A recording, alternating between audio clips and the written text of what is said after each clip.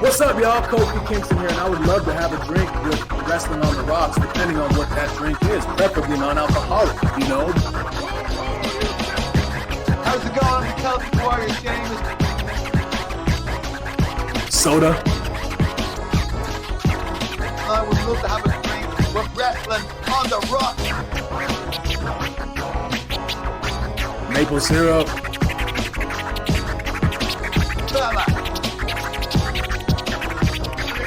I would never have a drink with Wrestling on the Rocks. Welcome to episode 1 again of Wrestling on the Rocks. I'm at Ref Marsh. We are at WOTR, the show, and this is a mess already. Not my fault. It's not your fault this time. It's crazy because last week it was all your fault. This week It it's was. not your fault at all, and this is a nightmare. We're not on YouTube. We're only on Twitch. We're doing this old school style like we used to because the platform we were using to stream is all fucked up right now, and it's why we're switching. We're definitely going to be switching soon to a different platform. We'll be staying on Twitch and YouTube, though. Hopefully it's going to actually get us to be on Twitch and Facebook at the same time as well, and Twitter. But do I need a drink now more than ever? Mm-hmm. With me today for Thursday Night Chaser, Miss Amanda Jane. What's up, Miss Amanda Jane? Hey, what's up, guys? I didn't break it this time. I'm pretty sure there was really cool footage of me like going crazy, not saying anything. Yeah, I'm pretty sure. I didn't go back and watch, but you know. Yeah, definitely need a drink before the show even got started this time. Oh no. That's unusual. Well, no. Yeah, it's not super unusual, but still. Yeah, I mean, and then so because of all this, it's gonna be such a pain in my ass after the show. So I'm already all like, well, now I got a bunch of work for me after the show. Like I like to be done with the show when I'm done with the show. But you know, whatever, it's the show. Or is it because you know it's your free baby? I know, it's your baby. It's my baby. It's not, show. you know. I know it's your everything show. Else feels like work, you know what I mean? Because I'm working on a few other shows now too, and it's like, okay, that's work. And then for this one, it's like, I'm just gonna clock in and do it, and it's fun, and then I'm done. When this show feels a little bit like work, I'm like, come on, you're supposed to be the easy one. That's what happens. That's what happens when you become like a megastar and doing work, you know. Yeah, that's a good point. This is one of like 3 shows I'm on now. Man, I'm trying to remember. I think JustinTime usually comes through on YouTube, doesn't he? Or does he come through on Twitch? I don't know. I don't know if we're even gonna see him. I guess we'll find out. Well, we're gonna find out who's true blue and old school with our Twitch TV channel. Yeah. But I would think because I tweeted, maybe he looked at his Twitter and he saw, the lovely producer lady's tweet. So, Did she just tweet about how it's all fucked up? no, she tweeted like 13 minutes ago, but I retweeted saying, come find us on, Twitch only. Yeah. yeah, technical difficulties, man. For the first time since episode 1, this episode 1 brought to you on Twitch exclusively. So, Yeah. I don't know. We're just here to have fun, anyways. So, Yeah. I mean, we're not going to, but that's what we want to do. We want to be pretty perfect, and Yeah. sometimes perfection doesn't happen. So This is why it's episode 1. If this was like at least an episode 2, it'd be a lot more stressful. But the fact it's Yeah. only episode 1, nothing to worry about. We'll figure it out on the second episode. Yeah. If you want it all classy and shit, donate money, buy some of our merch, Great point. If you guys donated more money, if you go to WrestlingRocks.com, there's already a donate button there. Donate You just button. click it. Ooh. Yeah, you can Give me a donate me. donut. Depending on how much they donate, I might only be able to afford a donut. But that's okay. It'll make my stress less. You know what I mean? Mm-hmm. That's something. Sugar. I mean, how much are Go ahead. how much are the Sonic packs you like? Are they $1? They're like $1.06 or some shit. See, there you go. You can buy that. Yeah, you So- literally could buy me 6 drinks for $1. Exactly. Come on. Yeah. Yeah, Value. you can donate there. You can also go to WrestlingOnTheRocks.com/shop and get some cool ass merch. Yeah. I gotta check that site. Now I think about it, I don't know if I ever connected my bank to it. I don't know if I think Oh, we've sold stuff Jesus. there and none of the money's ever come my way. I think it's just sitting there. Whoops. I gotta We have slippers. set stuff up. I mean, but if you guys are buying there, then eventually I'll get a check. Mhm. As long as before the end of the year, then I can still write it off on these taxes. So. Miss Amanda Jane, Yeah. what's in your glass? What are you drinking? Well, today it's been one hell of a day. And thanks to a client of mine, shout out to Mowbray's Tree Service, I am drinking the lovely Golden State Cider in Jamaica. And I've never had Jamaica before. I was like, what is Jamaica? And actually, it is a rosé version of. Now, I did not like the rosé Angry Orchard. I thought that was shitty. I was like, what the hell is this? It's like if you were to buy wine at a dollar store, that's probably what it was kind of like. I don't know. I don't buy wine at the dollar store. But then again, I don't even think they sell wine at the dollar store. But anywho, it's got a nice champagne yeast and hibiscus flower. And it's a nice pretty shade of pink. And it is yummy. So if you like a dry cider, Golden State Cider, they're from California. You know it when they're, can't see it on the cam. You know it when you see the little otter. Oh, happy day. Yes, they were the first ones that I ever saw have the safe plasticky things on top of the cans that are like sea life safe. And they have a little otter on them. Really cute. Yeah, when you see that, you oughter have one. Yes. Oh, that one's gonna kill Bishop because he's a dad, so he's gonna love shit like that. Yeah. Plus, I mean, he's in Delaware. There's like nothing else to like do or laugh at. Like, it's got to be easy to just crack him up. Do they have otters over there? Would he even know what an otter is? He probably calls it pheasant because that's how people like that talk in Delaware. Yeah. So. Even the otters, chicken. Yeah. That's cool. Is that an apple cider? It's an apple cider. Yes, they do apples. They do. I'm gonna have to message a friend of mine about it because I got a buddy out in New York who was he's obsessed with apples to begin with. He wanted to make a whole restaurant, and he's a pretty good cook. He wanted to open up a restaurant that was like everything was apple based in one way or another. And I don't think he ever came up with a clever name, but he had the idea of the menu, and it was like, this would have apple, this would have apple, and he wanted to have a bunch of great ciders, and so he was constantly trying every apple cider he could ever find, and he didn't like the ones that were too sweet. He liked the ones that were a little more dry. So it sounds like something.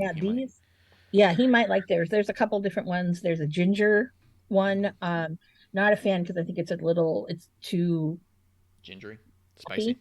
Yeah, a little too much of the spice that takes away. They also have Spicy. another version that is it's very robust. I'm just gonna put it at that. That's the best way to describe it. It's like Busty. if you took apples and put them on steroids, that's kind of like the feeling you get. And I I'm can see excited pineapple. because, yeah, they now have in their tap room in Sebastopol, shout out to Sonoma County. They actually had this one called it was their Radical series, and they had one called Radical Paradise, which is pineapple and apple. Incredible. But it was only available at the tap room on tap. Now they put them in cans this year, and I didn't know that. Hard to find. But the new one is launching any day now, and it is guava. Mm. It's another kind of like tropical kind of thing. So I'm curious to see it when it comes around. So yeah. So check it out. Sounds good. I watched both NXT and AEW today, and I didn't want to watch either of them, so I've started drinking low class already. I'm having a truly mixed berry, and I added a shot of vodka in it because I thought, let's just get grungy. Let's That's do not it.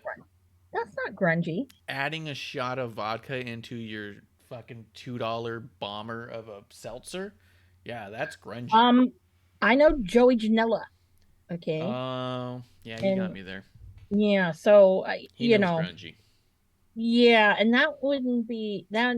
Yeah, no. Now, if you took one of those Smirnoff ones that taste like pure rubbing alcohol Mm, and maybe put a shot of Smirnoff because you think you're cute, that is really grungy. That's bottom of the barrel. that's true. I think you, me, and Janela should go drinking one time. Oh, we should, and that would be legendary. It'd Oh be a my good time. good lord. Yeah, I mean, We would have to all agree to take as many photos as possible and share them with no one but each other. oh It would be yeah. like a pact to the death. Like, Oh hey, yeah. tons Mhm. of footage, tons of photos, because it's going to be hysterical. None can be shared. I You would know what I mean? have to I would also have to include future Joey, the ultimate Joey Yes, Janela cosplayer, because absolutely.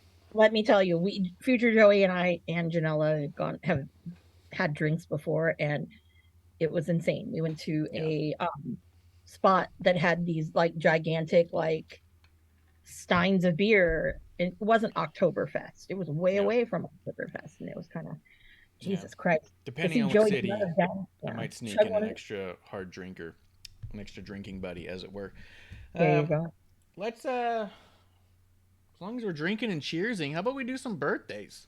Yeah, this birthday week is a little light, but Yeah, there there's some good birthdays. I know we did miss a couple this last week go ahead. because I didn't know it was hold on, it was on my you guys sent it to me and I was like, oh my god, I feel bad. Wait, where'd my phone go?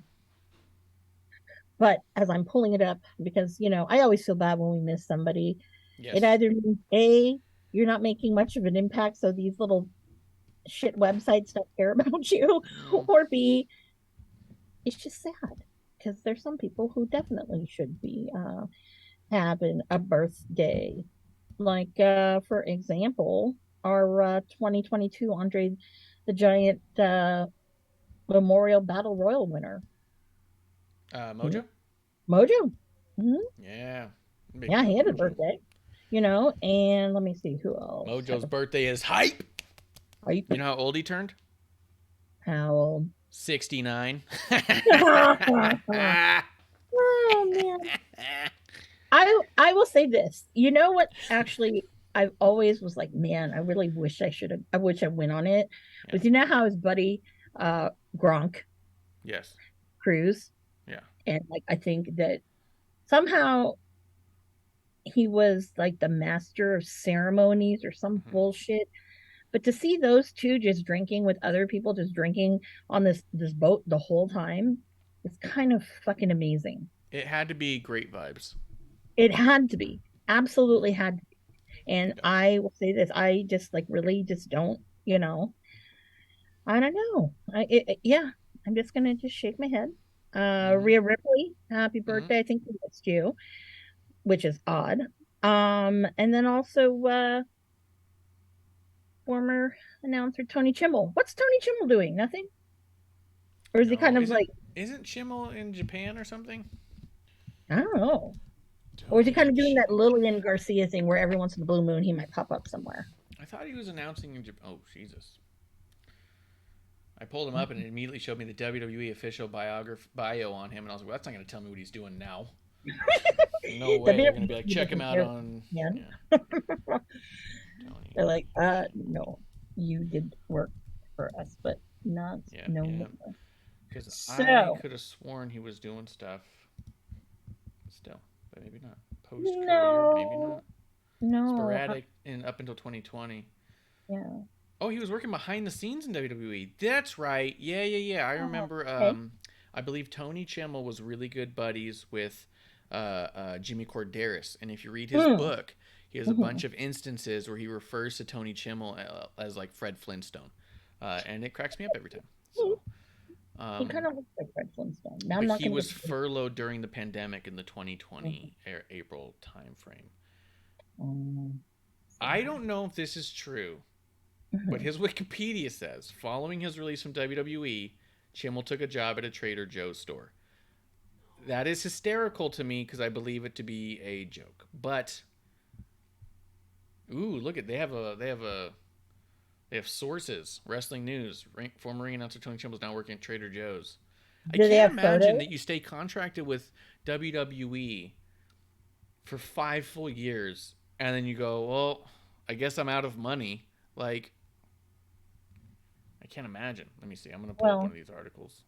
Well, he's not like Phil where you can go and just basically go somewhere, get a fast payday and, a fast big payday and not have to worry about life. I mean, Tony Chimmel, come on. Like, most people probably don't know his name. It was during an interview with Chris Van Vliet. Chimmel revealed he now works for Trader Joe's. He goes, I figured out there is life after WWE because you figure I started when I was 22 years old and now I'm 60. I found a job at Trader Joe's, which I never really knew about.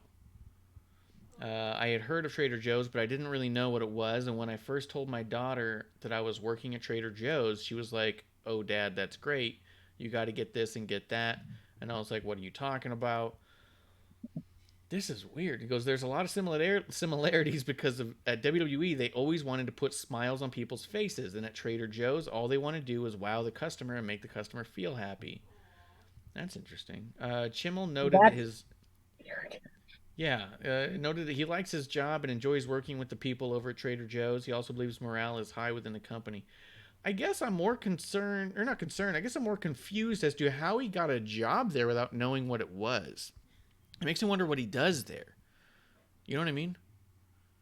Yeah, I wonder what he does. It's cool that he's working at least in a point of the company where he knows that they want to wow the customer. And I do like that his immediate correlation is WWE, what Vince and Stephanie and Triple H have always said when they go, what's the point of WWE? Said we put smiles on faces. Like, the fact that he's really bought into that, and I'm not saying he's wrong about buying into it, I don't know, but I am saying that they always push that. The fact that he's like, it's so similar because all these companies want to do is make people happy.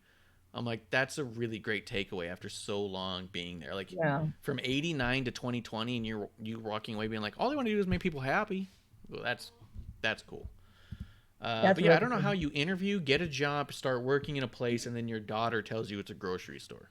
Yeah. Or so... Mr. Chimmel, how do you what qualities from your job at ring announcing, right? What do you do as a ring announcer? Like I would be like, how do you transition that into working at Trader Joe's? I don't know. It's kind of interesting. It's very interesting. I know Cameron Grimes can tell you about working in a yogurt shop. It's on Colt Cabana's podcast. I gotcha. Yeah, he was doing indie wrestling and working at, like, I think Menchie's.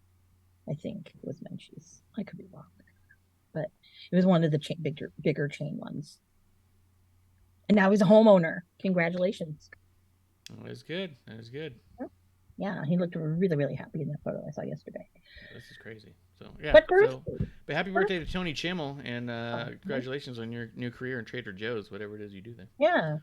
I don't know. I see him as one of those, like, I don't know if they call them captains. I don't know why. Maybe I have SpongeBob in my head right now and that SpongeBob captain. thing, I think. Well, because they're like a nautical theme and they have the bell that they ring and, It's true. Yeah. Yeah, I don't know. Maybe he's one of the captains, which is a manager. Who knows? Yeah, maybe. Who knows? But that's awesomeness. All right, 4 birthdays. Shout out to my juggalos. Whoop whoop. I'm out there. Shaggy Too Dope. He's having a birthday. So, That's you cool. know, The if you, ICP connection, one of the oddities. yep, of wrestling. And you know what? They still are doing Bloody Mania. They still do the gathering this year. It was very eclectic. Some of the people who were wrestling at the gathering, Yeah. besides the normal people, you know, Colt was there again. He actually rapped. That's the one incarnation I've never seen Colt do is Officer Colt Cabana. I really want to because I've seen them all. He does Officer Colt Cabana and he raps. Well, he was rapping this time along to some track, and some dudes were getting into it. I don't know. Max Caster, you just be glad that Tony Khan shipped him away to ROH, man. Give you a run for your money. Yeah. Scissor me, daddy ass. That's a good Anyways. point. All right. Yeah, and then tomorrow, Stacy Keebler. No, Stacy Keebler. Mm-hmm. I can't believe she was dating George Clooney for as long as she did. For a while, yeah. For a long That was time. random. That was very random. Felt way random. I mean, I was supportive of both of them being together, but I didn't understand how that happened. Yeah, that's like one of those like a freak accident, I guess. I don't know, but I mean, who knows? I mean, you find love in interesting places. So Yeah. good on them. Good on them. Chavo Guerrero. Chavo, happy birthday. No, It was very birthday, interesting. Chavo. Speaking of the Guerreros, because I remember we were talking about on episode 1 what happened to Vicky, but it looks like Vicky's back again. So Yeah, I mean, I she's love finally back, and yeah. yeah, the We'll weird get to things that. going on, but we'll get to that. Another one who is having a birthday that we must say happy birthday to is the interim women's world champion Tony Storm. Happy birthday! Tony Storm, happy birthday, Tony. Yep. Having a birthday. You know who else? Zia Brookside having a birthday. Oh, that's cool. Zia Brookside. That's Robbie Brookside's daughter. She was doing NXT UK stuff. She just put up on her Twitter, so I retweeted it. I don't have quite the type of follower that you do, so you might want to retweet it. She was putting out all of her booking information, trying to get some stuff booked. So maybe you go find that, retweet that out to. Because I know you've got more people who are involved a little more in that kind of aspect on your side. Oh yeah, yes. And here's another one I wanted to. Well, actually, I'm going to finish up with a special one. But wouldn't that be cool if Roy gave her one of those, the up and comer, like he did with Millie this year? Yeah, that'd be really cool. That'd be cool. Maybe get Robbie to induct her or something. Yeah. Cool. Well, Roy had asked me. Well, we'll get into this in a minute. Let me finish the birthdays. Go ahead. So, happy birthday, and I hope your arm is well. Kenny Omega, the cleaner. Maybe former executive vice president. I don't know. Who knows? He could be a zombie by now. He got bit. He got bit, and that we don't know what Ace Steel has. I don't know. No idea. No. No one knows. No one knows what he's got. So, no. So yes. Will they return? We hope so. I think I felt like they alluded to it, but we'll talk more about that later. And then finally, there is one other person, kind of wrestling related, I'd like to say, is having a birthday next week on Tuesday, on October 18th. That's yours truly. The 18th. The 18th. That's a good point. That's a good shout out. Amanda's birthday's on the 18th. Mm-hmm. Yeah. That thing. Yeah. I'm not a wrestler. I'm just someone who talks shit about wrestling. So, hey. But you're a drinking buddy. But I'm a drinking buddy, and that's the most important. So, yes. Most important. I'm trying to take to a all the half birthdays. Cheers. What day of the week is the 18th? Tuesday. They have a special Dynamite on my birthday. But who the fuck wants to go to Cincinnati, Ohio? I don't want to go. It's going to be Mox country. How boring is that? But, Yeah. But hey, man, it's going to be interesting. But yes. Yep. And I'm going to have you talk to producer lady for just a second. I'll be right back. You're running away. Great. Running away. I'm running away and joining the circus.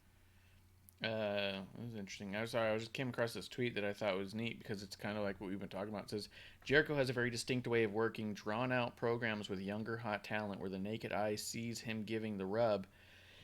But it's very clear he's the only beneficiary long term. Gotta hand it to him, I fear. I don't even follow this person. It's Be Fermenting. That's funny. It's a good name.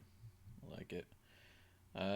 But yeah, that was an interesting take. We've talked about that before, where constantly people are saying like, "Oh, he's getting the rub," and "Oh, he's making a star." But when you kind of watch it from our perspective, it never really kind of seems to play out that way.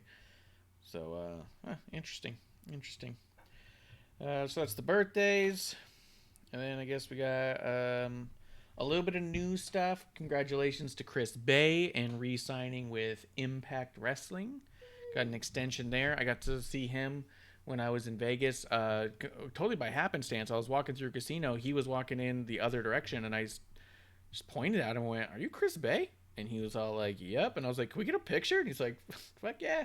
And we talked for a minute or two, and he was cool as hell and said he was just in town for a second because it was while I was there for Cauliflower Alley Club. And I asked him, I was like, "Are you here for cauliflower stuff? Are you going to be around the next couple days?" And he's like, "Nope." He's like, "Just landed, only in town for today, flying out in the morning. I was just meeting up with some folks." And I was like, "All right, cool." And I was like, so we talked for a minute, and he said, "Tag him." And it was very nice to me. So it's cool. I like when guys like that are getting the contracts. Guys like him, though, same kind of thing like I was saying with Hammerstone before last week, I believe episode 1. Yeah. They re-sign with these companies that gave him a chance, and they look loyal, and it's really cool, and they're doing better, and they're getting their more money. But dumb Mark fans like me, all I want is for them to make the most money on the highest platform. And so when I see them re-sign with some of these other companies, my only thought comes, my first thought is they know what's best, and so that must be the best decision for him in this moment.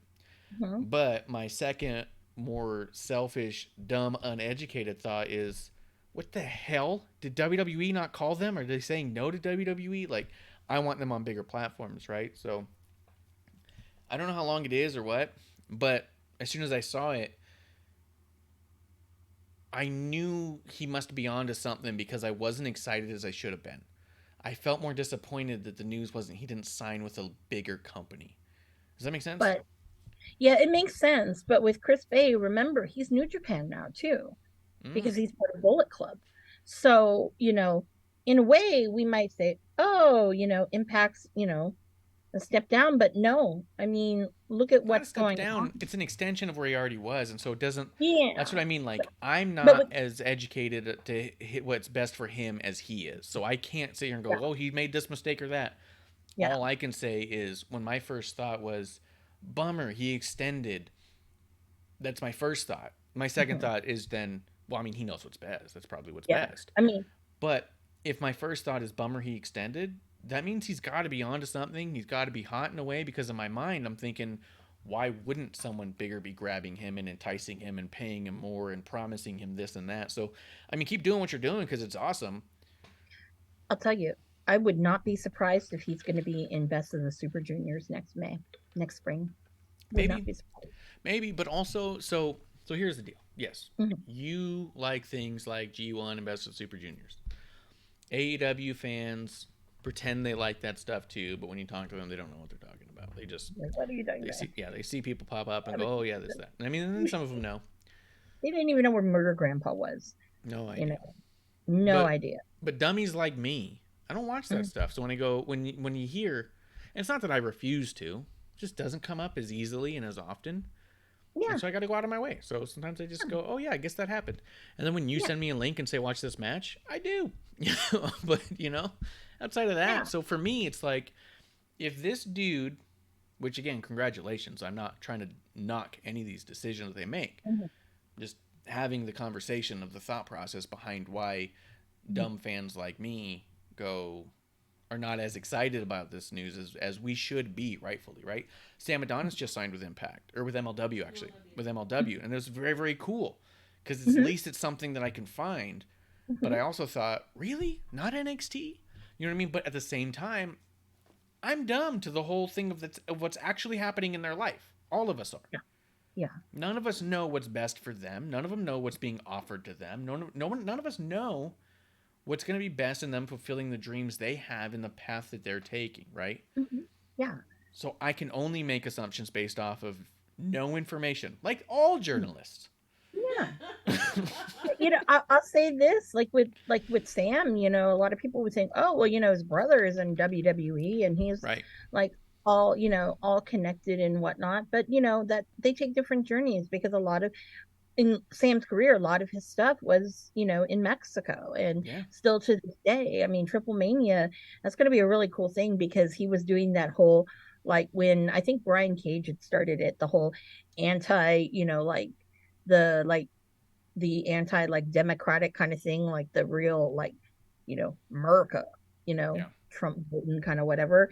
And I remember they had a tiff because Sam started doing it in Mexico and it was Mm-hmm. really getting very over and and stuff with that. That's cool. And it's cool that they're doing they're doing a trio. I can't remember who the other person is, but I thought that was pretty damn cool for Triple Mania coming up.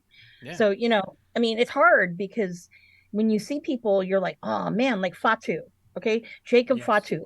Fuck, look at what's going on, you know, with all of the damn, The whole all the family. Samoan wrestlers. Let's just Yeah. go there, okay?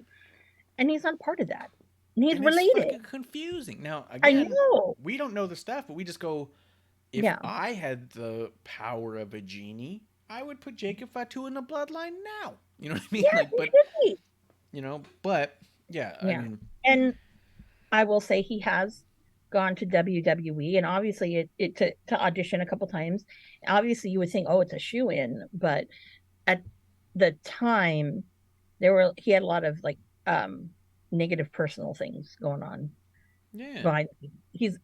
And then now it's years later and it's like that's all behind him.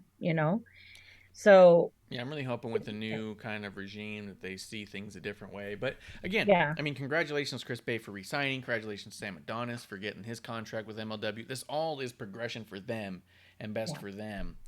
But yeah, when you tell me like, oh, he'll be in Super Juniors, it's like, okay, well, I don't need. I You're mean, like, if he was to show whatever. up in NXT, I wouldn't be like, yeah, but how did he do in the Super Junior? I wouldn't be that way. I'd be excited No. to see him in my TV show that I do watch. Like, Yeah. I'm just And being selfish and excited but for him at the same time. but look who's over there in Impact though, right now. Mm-hmm. I mean, you've got a lot of great dudes over there. I mean, you've got like, Kushida's over there again. Yeah. There, you've got, Motor City Machine Guns. You've got Mike Bennett. I'm not saying anything about his partner, but you've got some good people there. You have some bad too. That's any company, but I think that it's an area he would thrive in because let's be real. He's been doing good over there. Real. Yeah, he's been doing it over there, and I don't think there is no place for him at AEW, and I'm glad that he isn't even probably looking in that light. That's probably It's true. kind of cool to see those kinds of things. It's like with Flip Gordon. I am so glad that Flip didn't sign, and he's doing NWA right now. Flip's in a good spot. I know that he's happy doing whatever. I probably can see him. Probably he might end up in WWE. I wouldn't be surprised. Would not be. I know that beforehand they were concerned about him because he was so young in his career and that flippy shit. People get a little weary about it. You either get better and you're pretty seamless, like a Ricochet. Even Flip's pretty seamless too. Let's go there. And then you have people like a Guevara who you're like, that's a loose cannon. Prone to other people, and you're like, So that's where that is. And I think, and if we want to go there with Guevara too. I'm just going to open up this little tea. Maybe I said it before in episode 1, but I don't know. But you want to know why Sammy Guevara was never given the green light from WWE? His bad attitude. That should tell you something. Yeah, it's true. And he doesn't want to admit that himself, but everyone was like, it was his bad attitude. And Well, you not saw only that that, clip that's gone around, right, with Lacey Evans? no. There's a clip that's gone around because they were showing, I think it was part of the combine special they did with NXT that was like 9 hours. It showed some people training and people trying out, and Sammy Guevara was one of them. And Lacey's ringside helping run the drills because, I mean, she's a former Marine, probably pretty good with running drills, has that loud Marine voice, I'm sure, and, you know, you can take that with you, right? Yeah. I think her real name is Macy, which is interesting. So it said like Macy on the bottom, and she said like he was like, you know, number 34, Sammy Guevara, and does this tumble, and she said, "What do you say? You know, like what was your name? Like, you know, say it louder so we can hear you." And so he says again like, "Number 34, Sammy Guevara, baby," and then does a little roll thing, and the camera runs around the ring because they're on the other side, and they get right up in her face. I'm like, "What'd you think of that? It sounds like he kind of called you babe or something." And she goes, "Yeah, he's very disrespectful to women. We're going to have to address that and the fact that he has no idea how to roll in there." Because his roll was weird and sideways. And you're just watching like, whoa, Lacey tearing up Sammy Guevara? That is crazy. But you know what I wonder?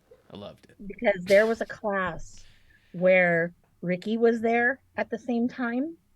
Jeff Cobb, I believe.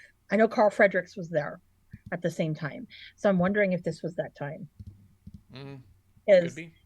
Because, you know, it's funny because then you get like Ricky who checked all the boxes, but it was like, why don't they drop the hammer? And it's, I'm like, the problem is it's because, you know, at the time it's like, you're not big enough. And then you're not small enough in a way. You're just kind of there. Yeah. I mean, and they're looking for a certain thing. Yeah. And now that thing changes. Yeah. That's the other thing.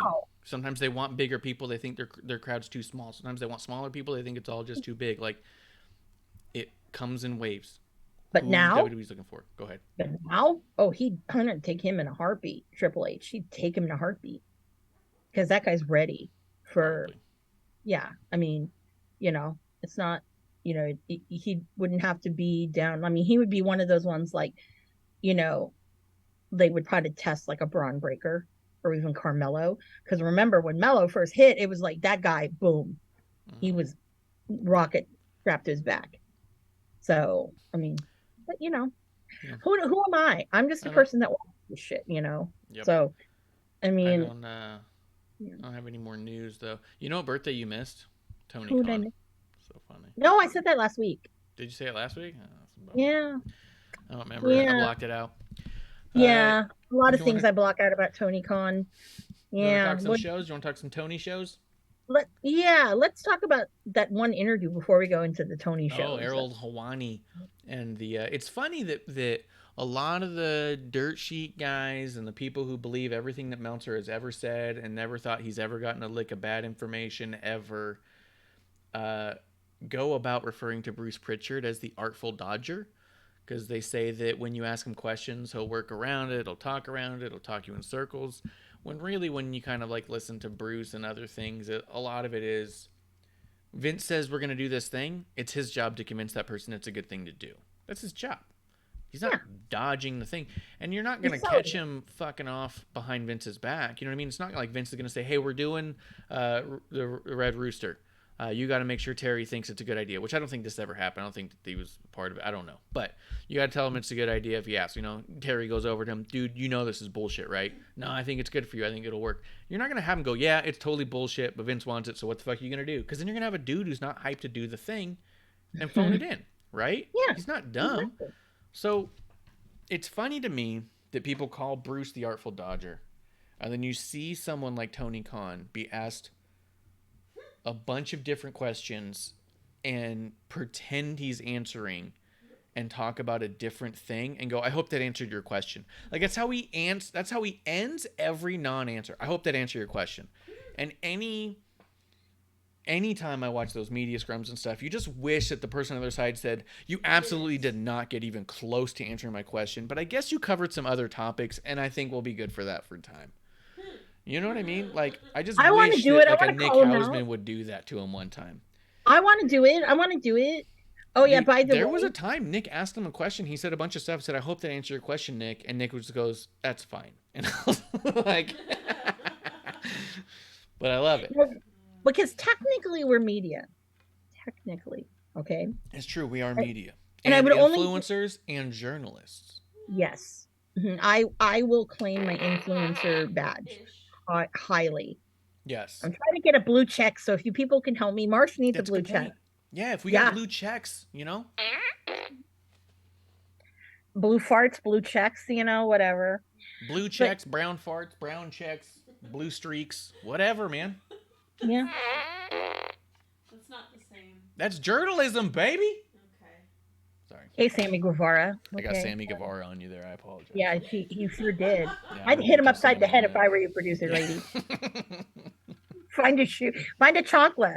Fucking hit him with it. Gotta be a chocolate around here somewhere. There has to be. No, but it's funny because the whole thing with that Tony Khan interview, which was, I like it when Ariel would ask the questions, you know, the hard hitting ones, the ones that people really fucking want to know. Oh, I can't answer that. And he does that whole goofy look on his face. And part of me thinks that it's weird, like, because he doesn't blink. No. Yeah. Or if he does, it's very rarely. And so part of me is like, is he like hypnotized? Is someone behind his little screen like hypnotized? I do wonder this sometimes. A lot of people have talked about their belief that Tony may be high a lot of the time, right? That is a narrative that's out there. I do wonder if I mean, maybe, but I do wonder if we were to say that he's not high all the time, he's not doing drugs. Okay. It could also be pure exhaustion, because when you're that tired, you behave as though you're on drugs. So I wouldn't be shocked to find out this dude gets like 2 hours of sleep a night because of how obsessed he is with his AEW company, which he should be, how involved he is with the Jaguars, and how involved he is with Folsom. Breaking news. Breaking news. PWG has announced their next show. Got a pretty cool lineup. Titus Alexander and new West Coast Pro heavyweight champion. He did beat Fatu. It was a great match.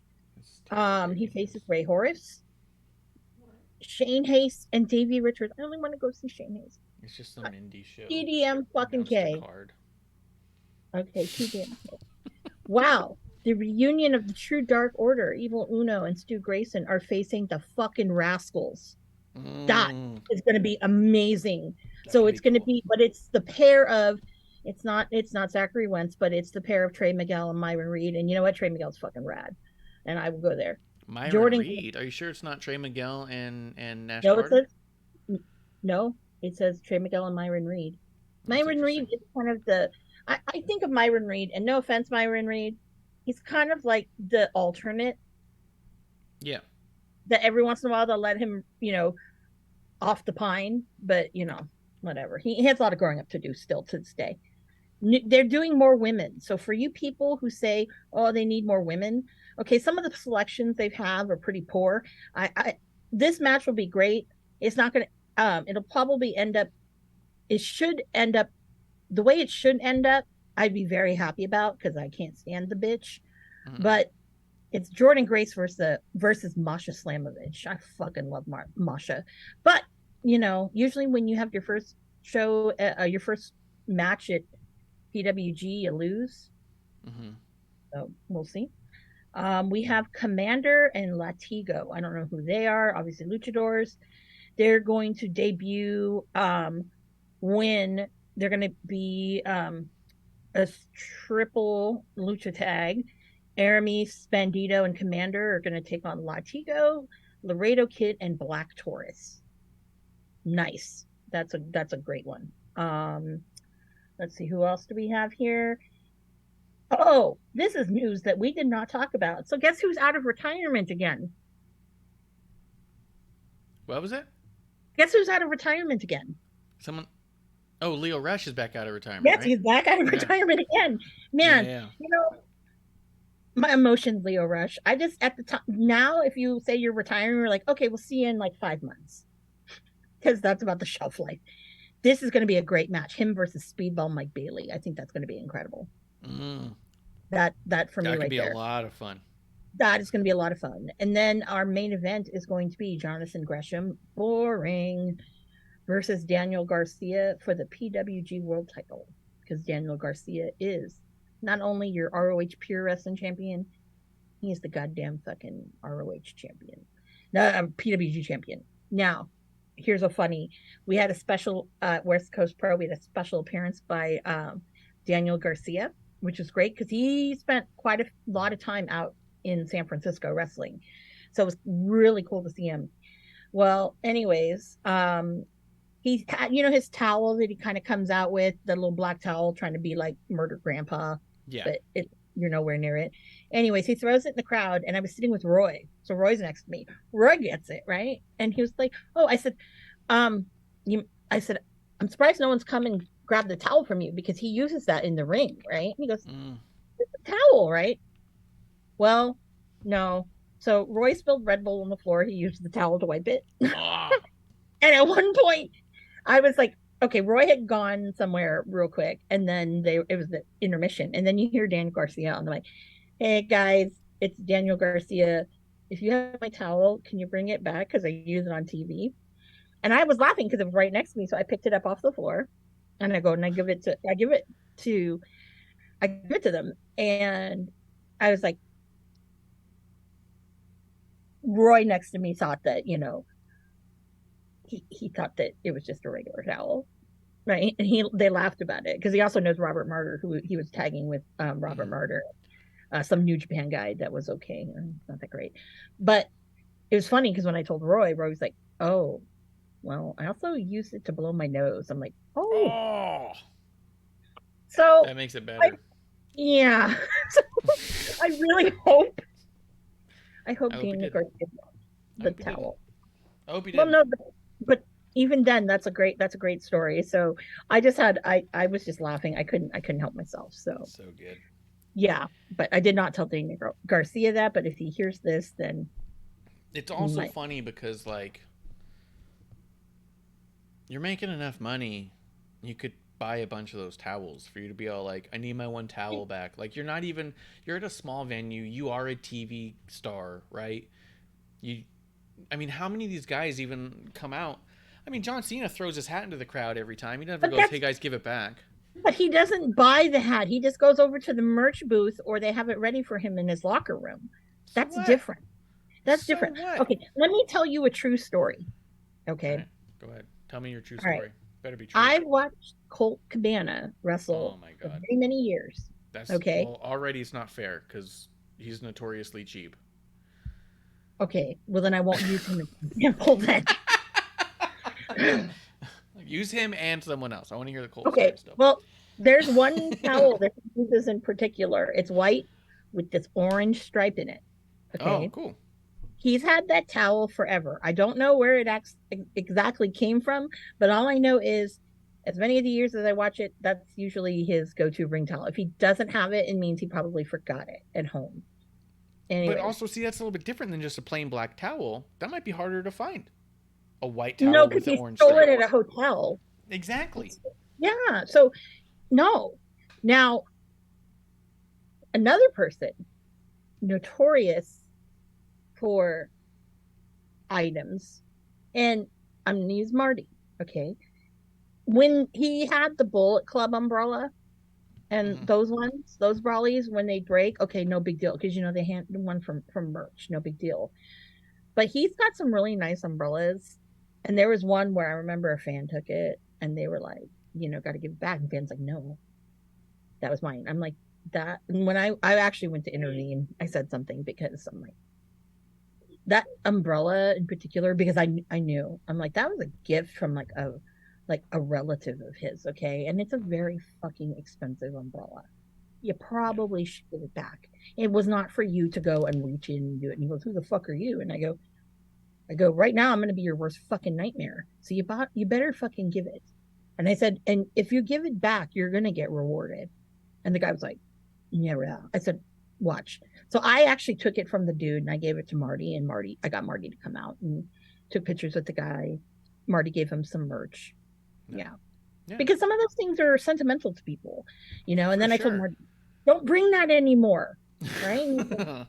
He's like, I didn't have time to go to a store and buy, and I go, I know. Anyways. But at the same time, like when you're on what's supposed to be the second biggest wrestling company in the world on TV every week, and you're put out there all the time as a sports entertainer dude, and you have a plain black towel you're using, asking it back is really cheap. Well, it was had a hole in it, so he's wearing it like a towel poncho. There's a hole in it. I was looking at it because Roy was like, why is there a hole in the middle? I said, oh, they use it as a towel poncho.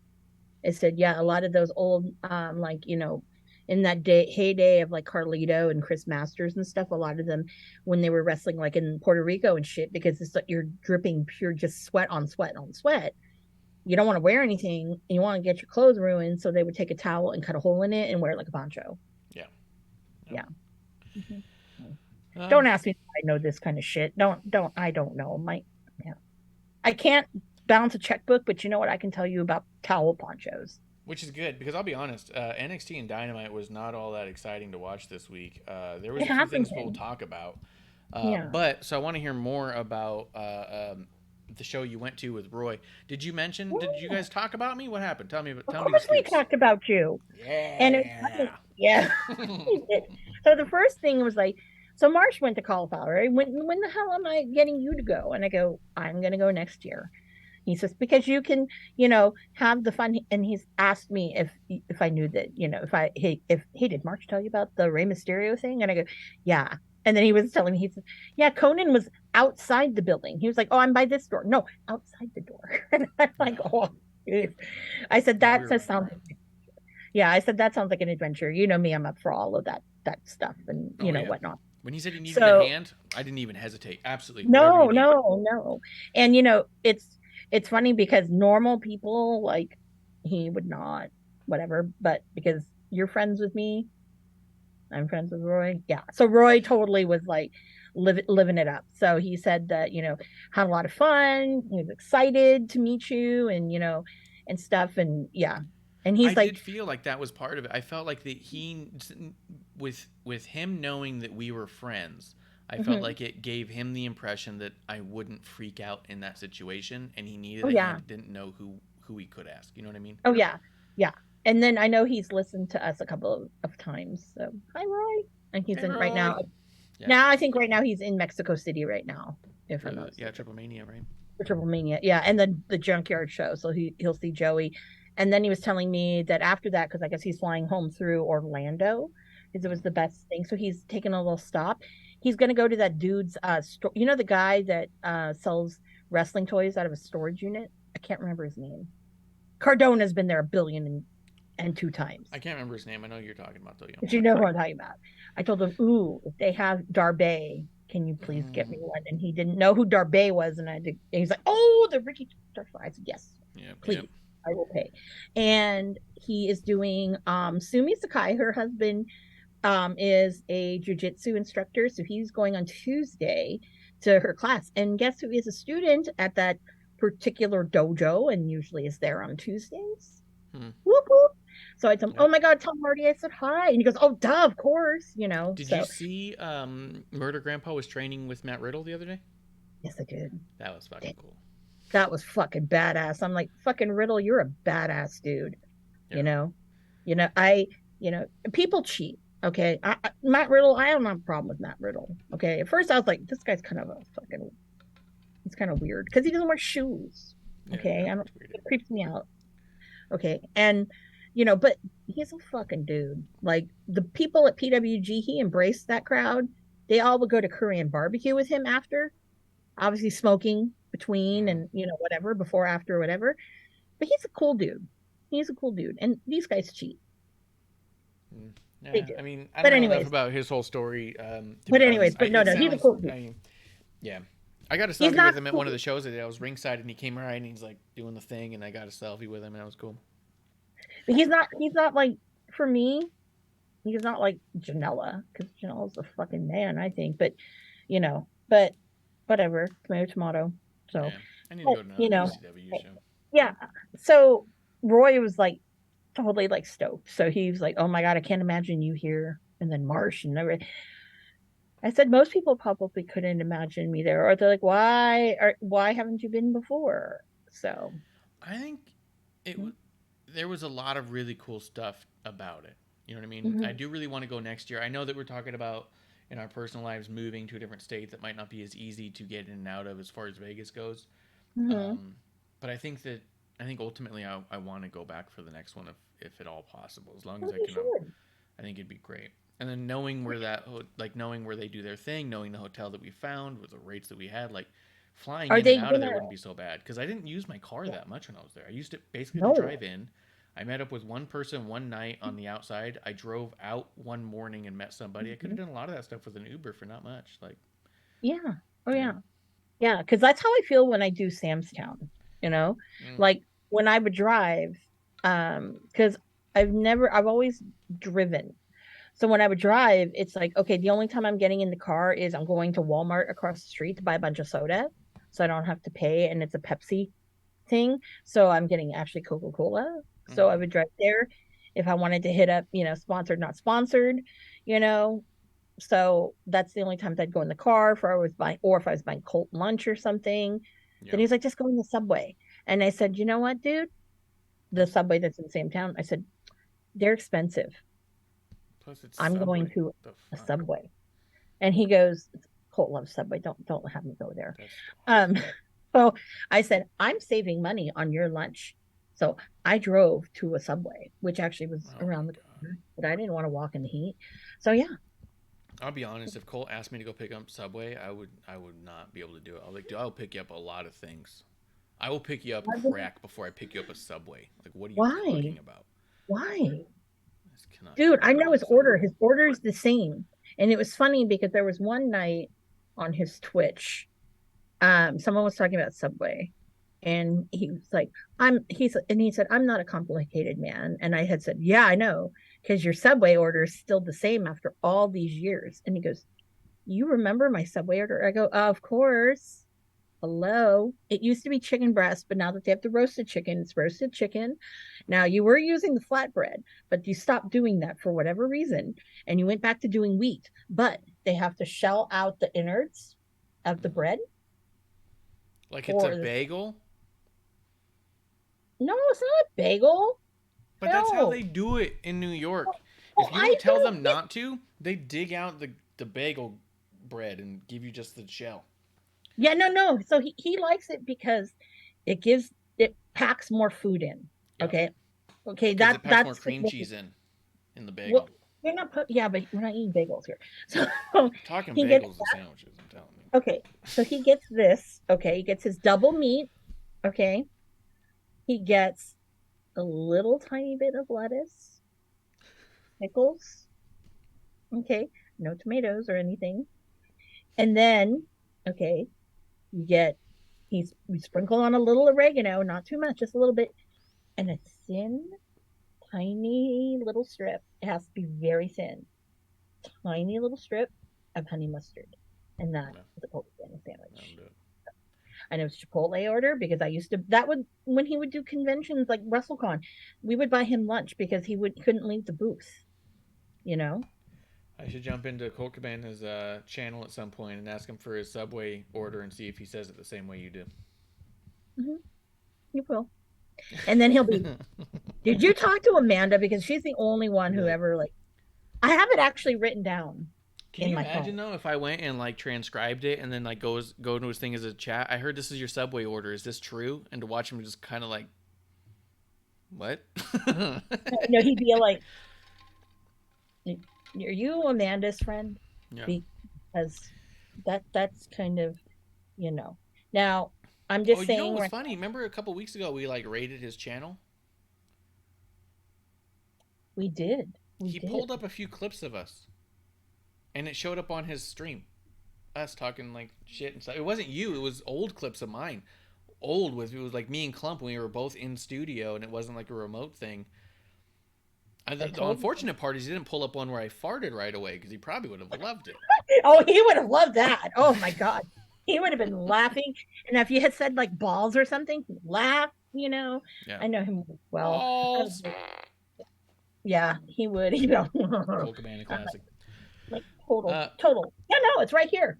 I have other people's thing in here, but his, yeah. All right. Let's see. I mean, it was pretty cool. You went to the show. I thought it was really fun that you ended up sitting next to Roy. And it made me wonder if he double checked to verify if you actually knew me or not. No, Roy's the kind of person that I've known Roy for years. And we got along really well afterwards. At the end of the whole thing, the last night, I found him downstairs and he was just standing there and we just talked about all kinds of wrestling and podcasting and we talked for a while. And so like it was really cool. And I was like, I want to help out next year. If nothing else, I want to make you these videos that you can use. If I can't make it, I want to be able to do excited.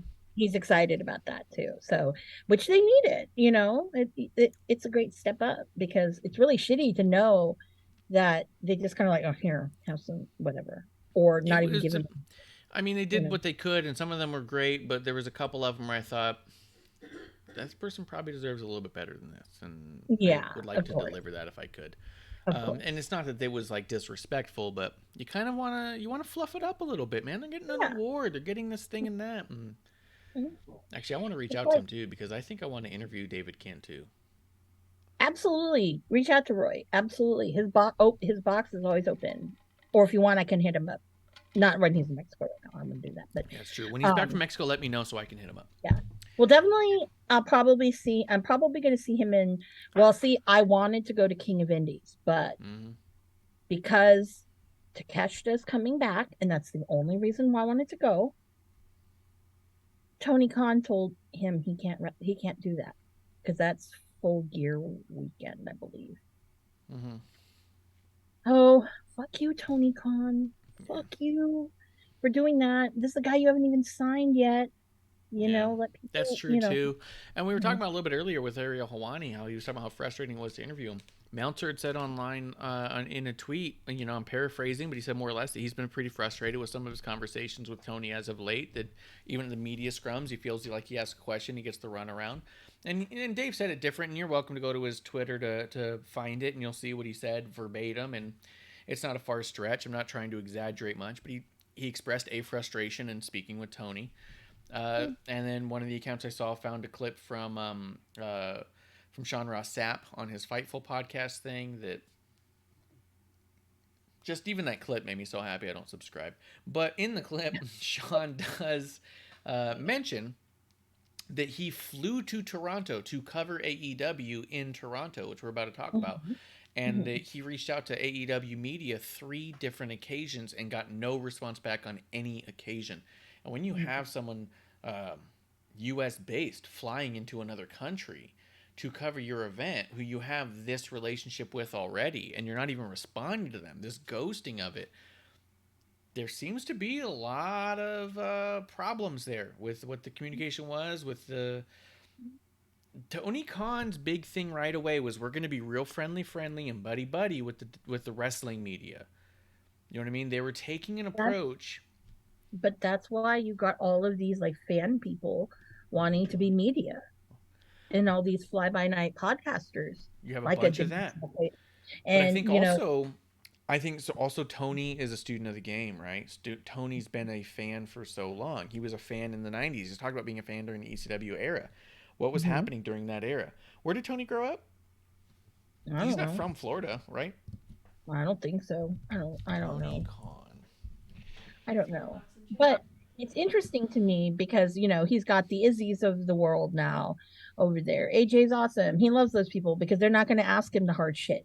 He does not want me there, even though technically I'm like, hey, Tony Khan, wrestling on the rocks over here. Yep. Yeah, I don't think I want Tony on the show. He'd be all, I'm like, so. After hearing him on Busted Open and seeing how he handled that, I don't want him on our show. He went to college in Illinois. No, I go to a media scrum and do it. There, I'm not wanting him on the show. Universal God Labor damn, Massacre no. 2001, Illinois. No. So he was kind of growing up in Illinois, but he was a tape trader type. My point is this: is like when I listen to, and I'm working, clearly I'm working with John Arezzi on the Pro Wrestling Spotlight. Him and Bob Smith talking about old tapes that John did back in the '90s when he had to pay to be on air. He would pay to host what we're essentially doing now for free, and everyone else is doing for free. He used to pay to do it on a radio show that was local. It was, depending on the size of the radio show, it would only go so many miles, right? Yeah. He had some people who would go up into like the mountains with like a fucking tin can to get his radio show in because he was one of the few shows talking about wrestling all the time. When you listen to some of those shows back in that era, Vince McMahon had cut off the wrestling media in a harsh way, and you can hear it in John's voice. You can hear it in Vince Russo when they're talking, when they were working together for a short period of time. And you definitely hear it with Meltzer that, like, there's a shift from when they were working and Vince McMahon was open to talking to the wrestling media to the steroid trial. The steroid trial shifted all of that because then the Arezzis, the Meltzers, the Russos, they wanted to get, Russo didn't do it so much as Arezzi and Meltzer. They wanted to get like the news. They were talking to all the wrestlers. They were talking to the Billy Grahams and the Bruno Sammartinos and stuff who had a lot of negative things to say, who were part of the suit, right? You can hear the shift in their tone when they talk about it. And you can hear how much they Kip Fry at one point takes over WCW, comes on the show right away. Yep, we want to be friendly with the wrestling media, and suddenly it's the Kip Fry era is going to be amazing. We love this guy. We love what he's going to do, right? It's not to say these guys were ever like swooned or dumb or anything like that, but it's just the nature. They were young. They had access. They're going to be biased. And they probably were a little too in the mix of it to realize that they're biases at the time, right? You see that now with this, where Tony was going to be taking that route. Look, Vince has always cut off the media. Yeah. And the media responded very negatively to that. Tony wanted to embrace the wrestling media to get their bias on his side. Whether they knew it or not, whether it was subconscious or not, they were going to be biased towards him because he was friendly to them. And look at how open I'm being with you. Look at the access I'm giving you. Look at, I'm not hiding behind anything. I don't have anything to hide like the evil empire, the Fed, as people like to say.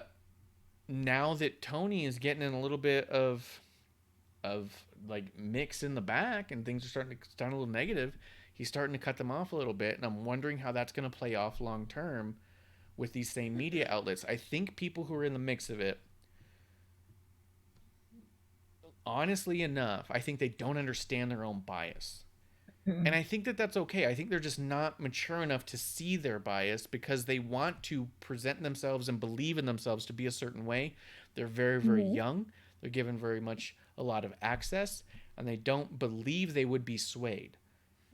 But there's no way to not be swayed by somebody who's offering you things for free. You know what I mean? Yeah. Mm-hmm. And I think that it's completely innocent. And I'm not saying it in a bad way. Like, I'm just saying, I'll be curious to see what happens if Sean Ross Sapp continues to be stonewalled by Tony and his media team, and how AEW is presented in his tweets moving forward. You know what I mean? Like, suddenly it's closed off. Like, he can be a bit scorned, and people wear it on their sleeve and they don't try to. And it's not. I'm not trying to knock them. I'm really not. It's just, man, bias is a real thing, and it takes a lot of looking outside of yourself to see your own biases. You know, I'm old enough and dumb enough to know when I'm being super biased, and sometimes I even present it that way. I'm like, hey, Sami Zayn did the greatest thing ever on TV, right? Or am I totally biased because I've loved him for so long at this point, right? But I wonder what's going to happen now that Tony's on larger platforms. Ariel Helwani's a massive platform to be stonewalling now. Yeah, and for Ariel Helwani to be visibly like upset. You could see it and say, what the fuck? Like, yep. I don't care about the fucking, they gave you the book about, whatever the fuck, what did he, what was the term, the book about, when he keeps talking about McDonald's and Burger King and all that bullshit, right? The whatever book it was, like, to be, not different, but be, there's a word that it was. I can't remember. But you could just see it like, I don't want to hear this fucking story again. Just fucking tell me an answer. Yeah. And I mean, you Yeah. know, yeah, I'm biased as fuck. Okay. Yeah, and You but know, that's also fine if you can it's acknowledge it. fine. And I But the know, and journalists have a hard time acknowledging because they want to believe that they can't be biased. that and a lot of these wrestler hipsters are the same thing.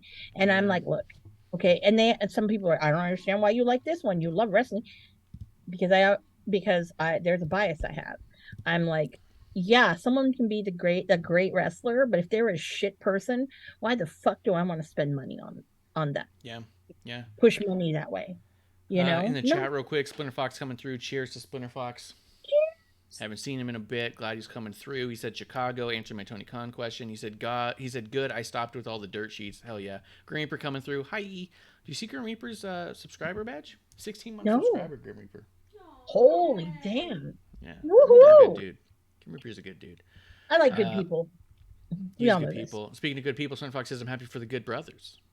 I am Yes. too. We talked about it yesterday, Splinter Fox. What I'm happy for them most is that I think that they're about to embark on some of their happiest times in the business, given how frustrated they've been over the past number of years.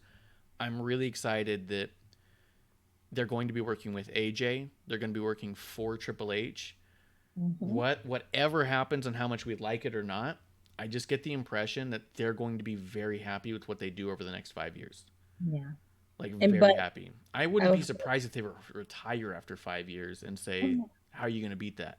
You know what I mean? It wouldn't shock me that they get so happy that they wrap it up. But Yeah.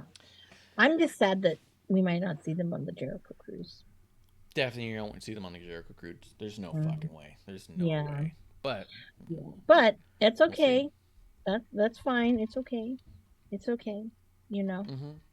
At least have one friend on there. Blue Boy you says know? hi to them. Blue Boy says, yeah, but much for the Good Brothers in WWE. I didn't like the stupid crap they were doing on the indies as much as I wanted to support them. Yeah, that's always been a thing with them. I like them so much that I always check out what they're doing, and I don't always like what they're doing.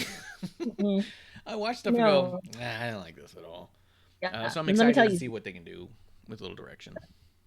I'll tell you, I was a huge fan of the Southpaw wrestling. That was just beautiful. You love Southpaw Wrestling? Oh yeah, That's that was good to know. beautiful. Well, no, because they're the ones that they made me Oh. really watch it because I love what they do, right? And that was just beautiful. That was just beautiful. And That's I'm fantastic. yeah, it's just fantastic. And you know, I like that kind of shit. We don't have enough of it. It's too Yeah. everyone's too political. Yeah, And that's a good point. That was a lot of fun.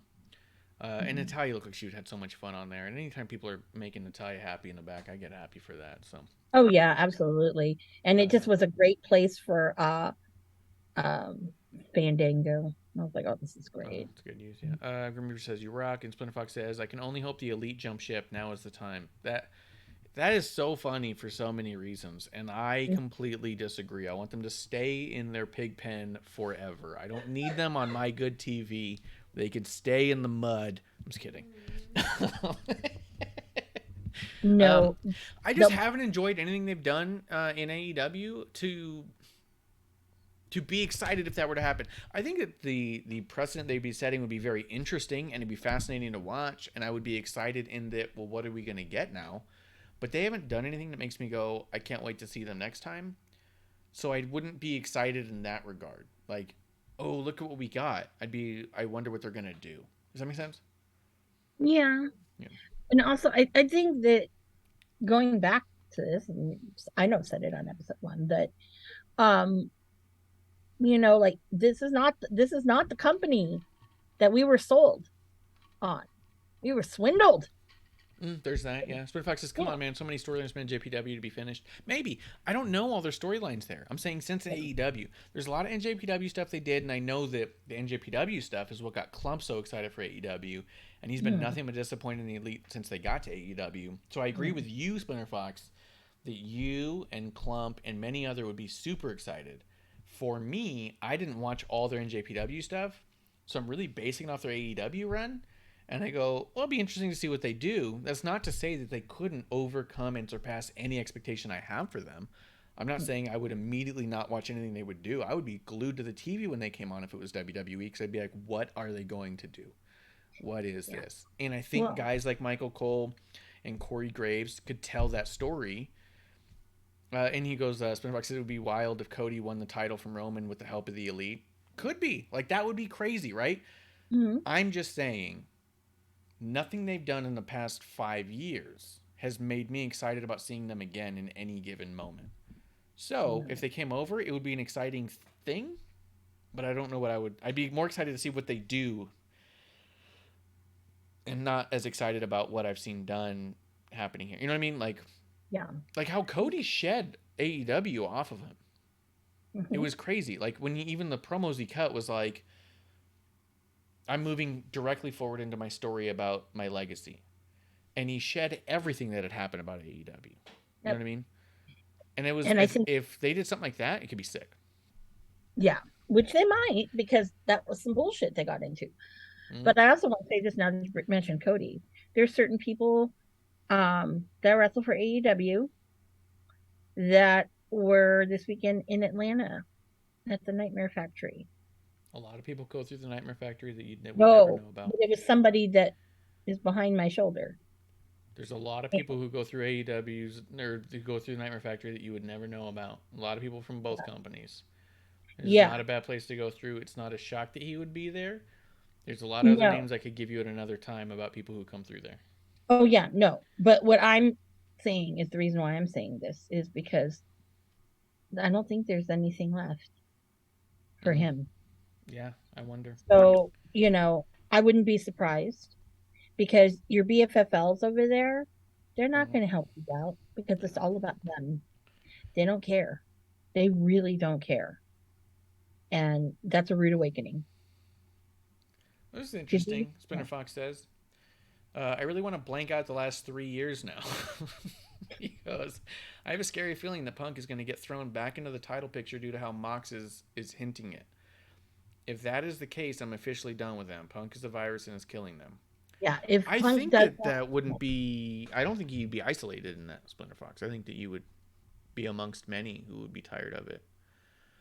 Why can't they just give the Bucks, why can't you just give them fucking Ring of Honor? He's like, I'm going to take the library. Because that's such a clear... First off, Tony Khan still does not own all of Ring of Honor. Who owns the rest of it then? Sinclair still owns most of it. Oh. He got the rights when someone pulled up the trademark stuff. It was like he owns the trademark, the logo. He owns the name, but they still own the entity of. So he's still battling over the ownership and trying to get full ownership. So there's a lot of complication in there. There's a lot of complication in the TV deal that AEW already has, which I really can't go into, but there's a lot of complicated stuff there. I don't think Warner is looking to add another AEW thing without a massive renegotiation, based off some of the rumblings that I've heard. I think that if you were to tell the Elite they can run Ring of Honor, it is automatically, immediately lesser than. It is suddenly the misfit toys, right? Here's the people who we don't want to deal with. This is where we put them. But they're all good people. So what? So what? They could do it amazingly, but I'm saying they would feel slighted if they were offered it. No, I don't think they couldn't do it. I don't think so. Better than what they were getting. Even though it was like, they're booking their own shit. It would not at all be better than. They would feel totally slighted. Hey, here's what I'll do for you. You can book this other piece of shit thing that I'm barely doing anything with and don't know how to handle anyways. Take this off my back. It would feel like lesser than. Absolutely. But they could do what they wanted to do. And they would do an amazing job with it. Yeah. But I think that they would feel slighted, and I think that their egos would not allow that. Yeah. I think their egos don't allow the fact that, you know what? They're not top of the merch game anymore. Yes. I think their egos have made a lot of plays on what's happened recently. Blue Boy says, I don't see Punk coming back anywhere. Me neither. I honestly don't see a use for Punk anymore. No, and I'm sorry if you guys still are on Team Punk, and I'm not saying this because of whatever. You really are stupid. You're probably dumb. You're probably your parents probably hate you. You don't really have friends. Bet you've had a dog or cat. They probably randomly attack you because you're just an evil person. But I have a friend of mine, diehard CM Punk fan, and I said to him, you know what? You and I are never going to see eye to eye to that. My And if you, brother is a diehard CM Punk fan. And after all that stuff happened, he sent me a text and he goes, I think you may have been right about Punk all along. And I was all like, I think I'm pretty smart, dude. yeah, I've told my friends, I go, hey, I've told you so. And they're like, well, I Yeah. still don't believe you. And I go, if you don't believe me, then you know what? You probably think the earth is flat. You probably voted for Trump, and you probably like, I don't know, you enjoy paying $6 a gallon for gas. You're Well, fucking sadistic. yeah, favorite coffee is Starbucks. Spinner Fox says, I'm so fed up with the women's division AEW. So much talent. So T's Oh, answer is just doing 6 women tag team match for more TV oh, time. That is a crock. They got that's 10 minutes this time. It wasn't at the 9:24 minute, which is something. But yeah, there was a bunch of bullshit surrounding it. I'm really not fucking happy with it. Let's talk some AEW and NXT real yeah. quick. I don't want to Oh, go segment by segment. real quick, before What? because you mentioned women and not liking it. So the mom, I forgot her birthday. The mom of one of the AEW women, Sweet Saraya Knight, happy birthday. Sreya's mom? Mhm. Very cool. Yeah, happy birthday to Yeah, her. yeah, Yeah, she is so awesome. I got to meet her, she's a badass. and she is a fucking badass. She's a badass, and you know who else is a badass? Is fucking Mark Haskins' wife. She's fucking badass. I I'm going love to her. ask Medusa if she ever wrestled her. Hmm. Because I'd be curious. Hmm. Because they're both badasses. Oh yeah, oh yeah. Spin Fox, you haven't been on for a while. I started working for John Arezzi and I'm working for Medusa, so keep your eyes peeled. All Elite Have some good, Wrestling. I Huh? wonder if she. I'm sure she probably has some good like Luna Vachon stories. Luna's fucking We've crazy. had some great conversations off air so far. We're going to start recording coming up pretty soon, and I'm Mhm. hoping to kind of drag. Her thing is this, and you're going to hear Okay. it in the first few episodes. Mhm. She's not a big fan of talking about wrestling, Nope. but she knows also that I'm such a big fan of wrestling that she is willing to roll her eyes and answer a question or two from time to time, and we're going to have a lot of fun with those moments, right? And plus, I'm a shill, and we know it. She's got a Mhm. WWE legacy contract, and we know it. Mhm. So I'm a safe interview. you know? Mhm. So yeah, I'm not going to say anything or try and drag anything out of her that's going to be awfully negative. And you guys know that generally speaking, as much as Splinter Fox will tell you I shit on AEW all the time, I do try to lean towards the positive and what I do like more than what I don't like. And when things really upset me, then I guess we dig in deep on what we don't like and why, because we're trying to have that conversation. Not Mhm. just you suck, this sucks, everything sucks, but You have a this is reason why what it's I that. didn't like about it. Like I'd like to take it apart. You know what I Yep. mean? Because once you take it apart completely, maybe you can put it back together better.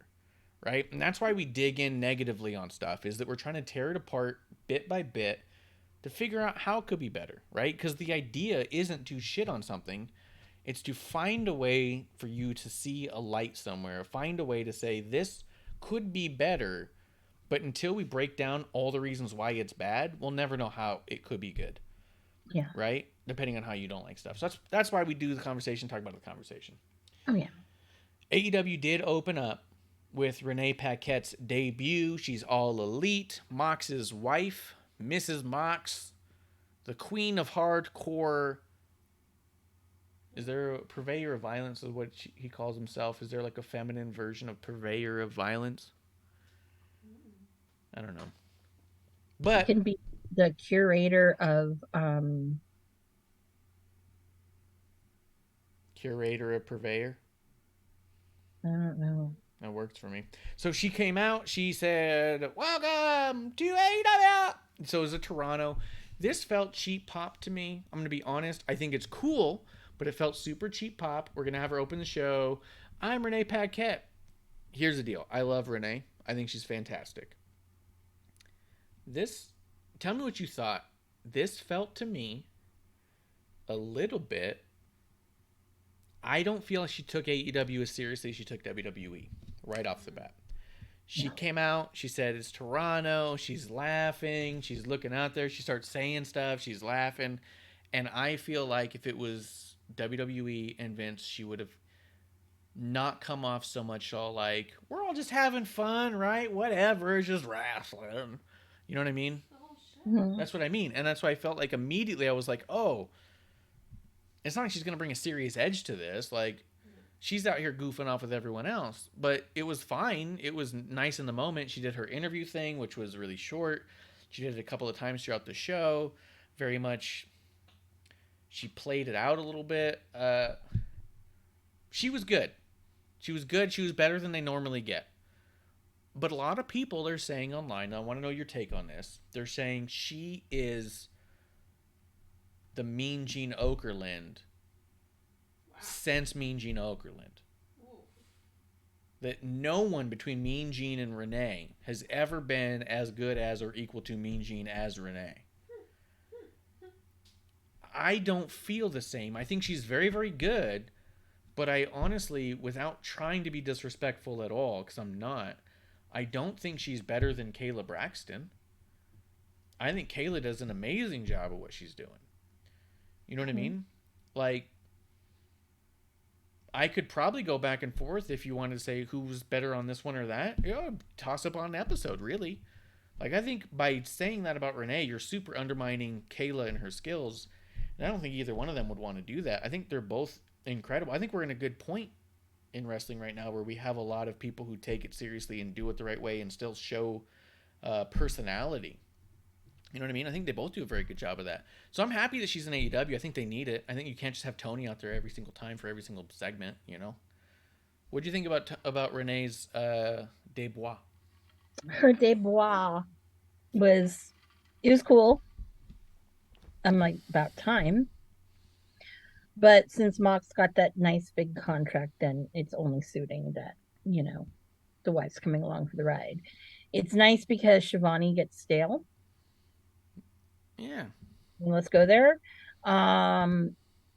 We really don't see Dasha, so I'm like, I don't know why we don't see her more. I thought she was very good as well. I do like Dasha, and I'm Renee's like, why don't we? probably better if I'm being fair, but Dasha's very But good. but Dasha is very, very good. Okay, I think for what she's given, she's very good. I think she's Okay. very underrated for what she's. Yeah. Exactly, she is, and I think that it's nice to have Renee, It's but nice. again, you're going into that I want to be WWE vibe again. Yeah, a little close to that. And I'm like, bro, we get it. We get it. Because let me tell you, if I had his money and I was running AEW, let me tell you, it would be something completely different. And yeah. You wouldn't see, the same people over and over again. You wouldn't see like it wouldn't be like this because you have to, like, with long-term storytelling, and I think that that's my thing. I love the long term storytelling. When you start something and then you kind of just wander away from it and you never come back to it, and then all of a sudden, boom, here it is again. You're like, why should I care? You got to see it through. And I think that it's important that we that you do that with fans, because yeah, who cares if they're a casual viewer? Okay, because most of these people, like, I'm sorry, but there are people right now getting pushes that should not be getting pushes. The Gun Club, they I Sure, mean, no but let's offense. stay on topic for just right now with Yeah, the but Renee no, but I'm thing. thinking, but no, but seriously, it's like, with Renee, it's like, this is just, 2.0. Who are you going to get next? From over Yeah, there, I feel you like a know? lot of this show was cheap Canadian pops and not much of a show that felt important and cohesive. It felt like a Canadian show, which I So, thought it was nice for those moments and those pops, but didn't feel like it mattered. Spinner Fox can they does say do in the chat, because Spinner Fox is keen to the derailing. He goes, kind of Mhm. sad about Cole. Just hope his health is okay. Yeah, something came out today saying he may never wrestle again. They're really trying to figure out about his health, and Oh, I Adam don't Cole know. Bayback? Yeah, Adam Cole. Oh, I don't man. know. Apparently he's had a pretty bad concussion or neck or something, or and then Well, I Kyle hope his O'Reilly had wife, a neck fusion, which he may never wrestle either. So it's really yeah. a lot's going on over there. I hope his wife, keeps sucking up, making that other money. That's true. Spin Either- Fox does say that new Mattel Attitude ring. I'm sold going to get it since I missed my chance the first ring. I'll be honest with you, Spinner Fox. When I saw that ring come out, I was almost upset that I got the new gen ring and not the Attitude ring because I like it so much more than the new gen ring. But the new gen ring is much more valuable, so I'm definitely not getting rid of it. But yeah, that Attitude ring looks fucking sick. I'm hoping they sell at least bits so I could maybe buy like ring aprons and ropes to at least make my new gen one look like a ring, you know. But and Spinner Fox says it's WCW all over again. Mox is getting paid till the ship sinks. She's getting paid as well, but she is with the Bengals too. So she's getting that money half-assed. Go ahead, get that money, girl. So Renee's doing something with the Bengals. I know she was doing a podcast with Misha Tate. I didn't know she was working with the Bengals. Yeah. That's interesting. But I felt very similar about what he's saying. When I saw Renee, my first thought wasn't, what an amazing get for AEW. I went, oh, what easy money for Renee. Yeah. Like, it felt to me like Renee gets to travel with her husband now. They bring the baby. They have the baby. They bring the baby along. It feels like Mox has doubled down, tripled down, really. That since the Punk thing went the way that it went, that Mox, I think, is putting the company on his back. I really do. And I think that Mox wants this company to succeed more than anything because he wants wrestlers to have another option. Because whether or not he would or wouldn't work well with Triple H going back, because I think he would, and I think he'd have a good time. I think he knows it. But I think he doesn't forget the amount of time he spent there, that he was unhappy and felt like he had nowhere to go. Yeah. You know what I mean? So I think he wants AEW to succeed so badly so no one ever feels stuck like that. I think that's noble, and I think it's very cool. But there are people who are stuck like that. Yes, there are. So, but they don't have nowhere to go. He wants there to be another option, right? And so it's like, hey, and maybe the other team's not offering anything, but the idea that there are options, right? Yeah. So when I saw Renee, I went, oh, Mox doubled down, extended his contract. So instead of Renee waiting it out to see if he wanted to stay, now he's like, I'm staying here till the ship sinks because I want to make this work and I'm putting the company on my back.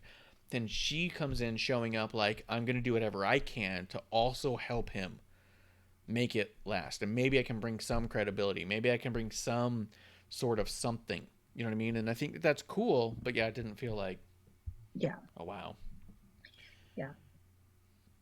He does say Dash is on the Spanish commentary team, which is interesting, but I've heard a lot of negative things about that team lately. I've heard there was a report by Meltzer that they were making up Spanish words that weren't real. What? That the commentary team doesn't speak fluent Spanish very well. And so they've been losing Spanish viewership, and that's why their numbers are dropping, which is a really funny spin on it, but I don't know. Spin Fox wants my doink. I got the Macho Man, just came in. Spin Fox says she has a show with the Bengals, which sounds cool, but yeah, it seems like easy money. Go ahead, Amanda. No, I was going to say, when's AEW going to do a show in Delaware? And then you and I can come and host it and do Delaware jokes. That'd be fucking great. That'd be great. That'd be great. We can host it. I think we are the connoisseurs of Delaware jokes. Chicken nuggets. Delawarean and their chicken nuggets that should come out of pinatas. Which, by the way, speaking of which, you know that they have the adult Happy Meals, right? They do have adult Happy Meals. It's a very Delaware thing to do. Yeah. Yeah, and I was kind of like, wow, the chicken nuggets were one of the adult meals, and I will say that, I wonder if people are listening, because next thing I know, if someone makes like a little pinata, it's the Delaware special, the Delaware Happy Meal. Delaware special. I think that what we would do too is if they did a show in Delaware, we would just bring a bunch of chicken nuggets, and when we were booing, instead of throwing garbage, everyone just swat the ring full of nuggets. No, you know what would be great is, how they have t-shirt guns? If we could just load them with chicken nuggets and poof, shoot them out to the crowd, that'd be great. Or they rain like Okada when he comes out, the Rainmaker. It's just nuggets, nuggets everywhere. Nuggets. Nuggets Fox everywhere. says this is really off topic, which is his MO. He goes, but Triple H bringing back so much talent again. TV time a factor. People happy, but I'm concerned the roster getting really full again. I agree with you, and I think that's kind of the give and take of it. But it does seem like Triple H is more inclined to build factions, which I think is interesting. We're seeing a lot more groupings, so you won't just get an AJ segment. You're going to get an AJ with the club segment that also includes all of Judgment Day. You know what I mean? So, boom, you've got 15 people on TV, and you've got 6 stories going on simultaneously. Just think of Nation of Domination, Degeneration X, and Disciples of Apocalypse, how they all were intertwined for a while, and you had basically 25 people who all had one-on-one stories with other people within those 3 factions, and you were able to get 20 guys on TV at once. Yeah. I get a feeling we're getting closer to that. But I do. It's that I New agree. Japan feel. It's the New Yes. Japan feel. Yes. With all the factions and everybody kind of intertwined and here, there, and everywhere. Yeah. Anything about the Luchasaurus or Jungle Boy thing? I hate Luchasaurus. That's all I gotta say about that. All right. You know, I don't know why we're dragging this bullshit out. Me neither. Ego, Private Party, Matt Hardy, all that stuff backstage. I really wish Ego would wrestle. That was my comment. He's from Canada. He's from the area. Yeah. An hour away. What the fuck? He moved. He moved for you, Tony Khan. He moved to the States. He moved his whole family. Yeah. Ron Fox says, Owens hurt? I think he got that Roman contract. I don't know. I got the new Kevin Owens Panda shirt, so I'm excited It's rad. to see it. But, I like that. I'm wondering if they're waiting for Owens to come back when Elias comes back, because they've announced his return, and Kevin Patrick even said, I wonder what Kevin Owens is going to say about that, which is really funny. So I'm wondering if they're just letting him have a couple weeks and they'll bring him in. Like, we might see, because they don't have an off time, we might see more times where we see people a little bit less, and then we see them for a while, and then they're gone again, and rotate through your staff a little bit. That's not the best thing, not the worst thing. Here's an off-topic question. Do you think, give him breaks, yeah. Do we think we're going to see Cena wrestle before his streak of being on, WWE TV for, what is it, 20 some odd years? What is it, 20? That's a good question. I think that Cena, doesn't want to say that 2022 was the first year he never wrestled a match in WWE. Yeah. I think he comes back for... Ooh, what could he come back for at this point? Because if he waits till Rumble, that's next year. Yeah, Survivor Series, maybe. But if it's not Survivor Series, there's nothing in December. I wonder if they make him like a surprise for Elimination Chamber or some shit. It could. Like, put that in December, have a mystery person in there, and it just is him. And he's got a little bit of a match. He says he had a match, and he's out. I don't know. I'll see you next year at some point. Yeah, see you next year. Yeah, or no, he'll probably be at WrestleMania. Come on now. There's no way. Spinner Fox says that was a dumb finish where they were waiting just Christian to get healthy. Yeah, I don't like any of that stuff. I don't like the other thing. Wardlow, Samoa Joe versus Factory and AEW Dynamite. Felt like static to me, but do you have anything you want to say about it? Well, one thing I will say is I think this is like the first time where I didn't feel like Joe was completely gassed the whole time. So good for Joe. Yeah. Not saying he's in, Joe form, true form, but at least he wasn't gassed. Wardlow, not a fan. It's boring.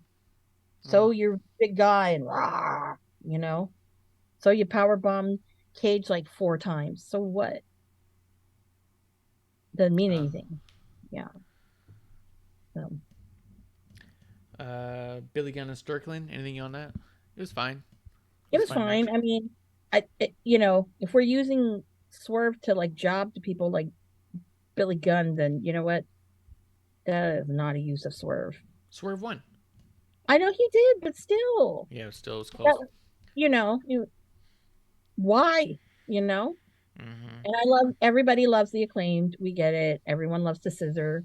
Yeah, I didn't give a shit about that whole aftermatch thing with the whole contract and Tony Nese owns the rights to scissor me. Like, yeah. Oh, that was so fucking stupid. Well, Tony Nese. Yeah, and he's bad. He's just bad. I'm like, wow. Spinner Fox says, like AEW should have done that crazy talent, but that roster is being depleted, injury being cut, ghosted, etc. I don't know what that sentence meant to say. He says, I'm not a fan of anybody in that segment. FTR was Punk smell all over it. I feel different about them now since he is with the Punk camp. Yeah, I feel like that was kind of a bummer to find out how close they were to Punk, and it was just like... You're dumb. You're fucking dumb. Yeah, they were like excusing a lot of stuff because they're like, well, he's Punk, man. Like, so fucking what? And an asshole. They're all brown. They're tiny and shitty. Yep.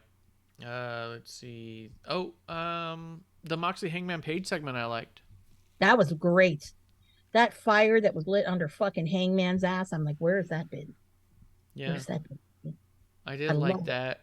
Although it did seem like Paige got in over his head when he was punching himself. He kept checking afterwards because he goes. Oh my it was God, he almost did. like He totally welted himself. he I was like, welted really "Ooh." bad, and then he kept checking his hand because you could tell he was like, ah, shit. Bleeding. Because he also, because he was also in his mind, I'm sure, like, I was trying to look intense, and I might have actually fucked up my match. I don't know if I can wrestle now.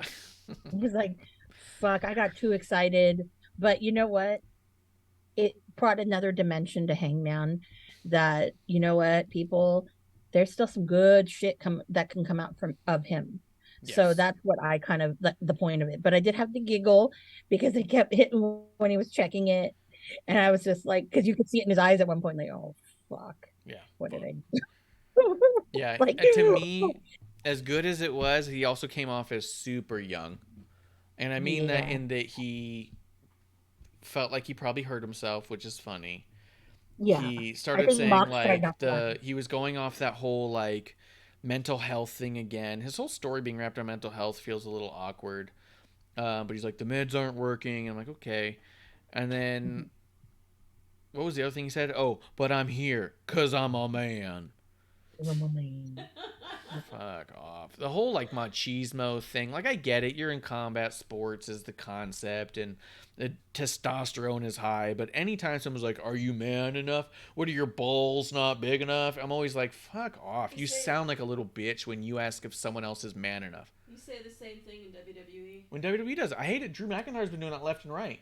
Are you man enough to step up to me carrying cross? I was like, why are you trying to see his dick? Like, when Well, a my thing dude would be all, when a dude's bro, asking another dude about the size of his balls and if he's man enough to get wrestling with him, it feels like he's saying, I really want to know what your balls and dick feel like. And that might be fine to do, but it feels like a real weird way to skirt around the issue. Just say you're really sexually interested in this dude, and I'm more comfortable personally.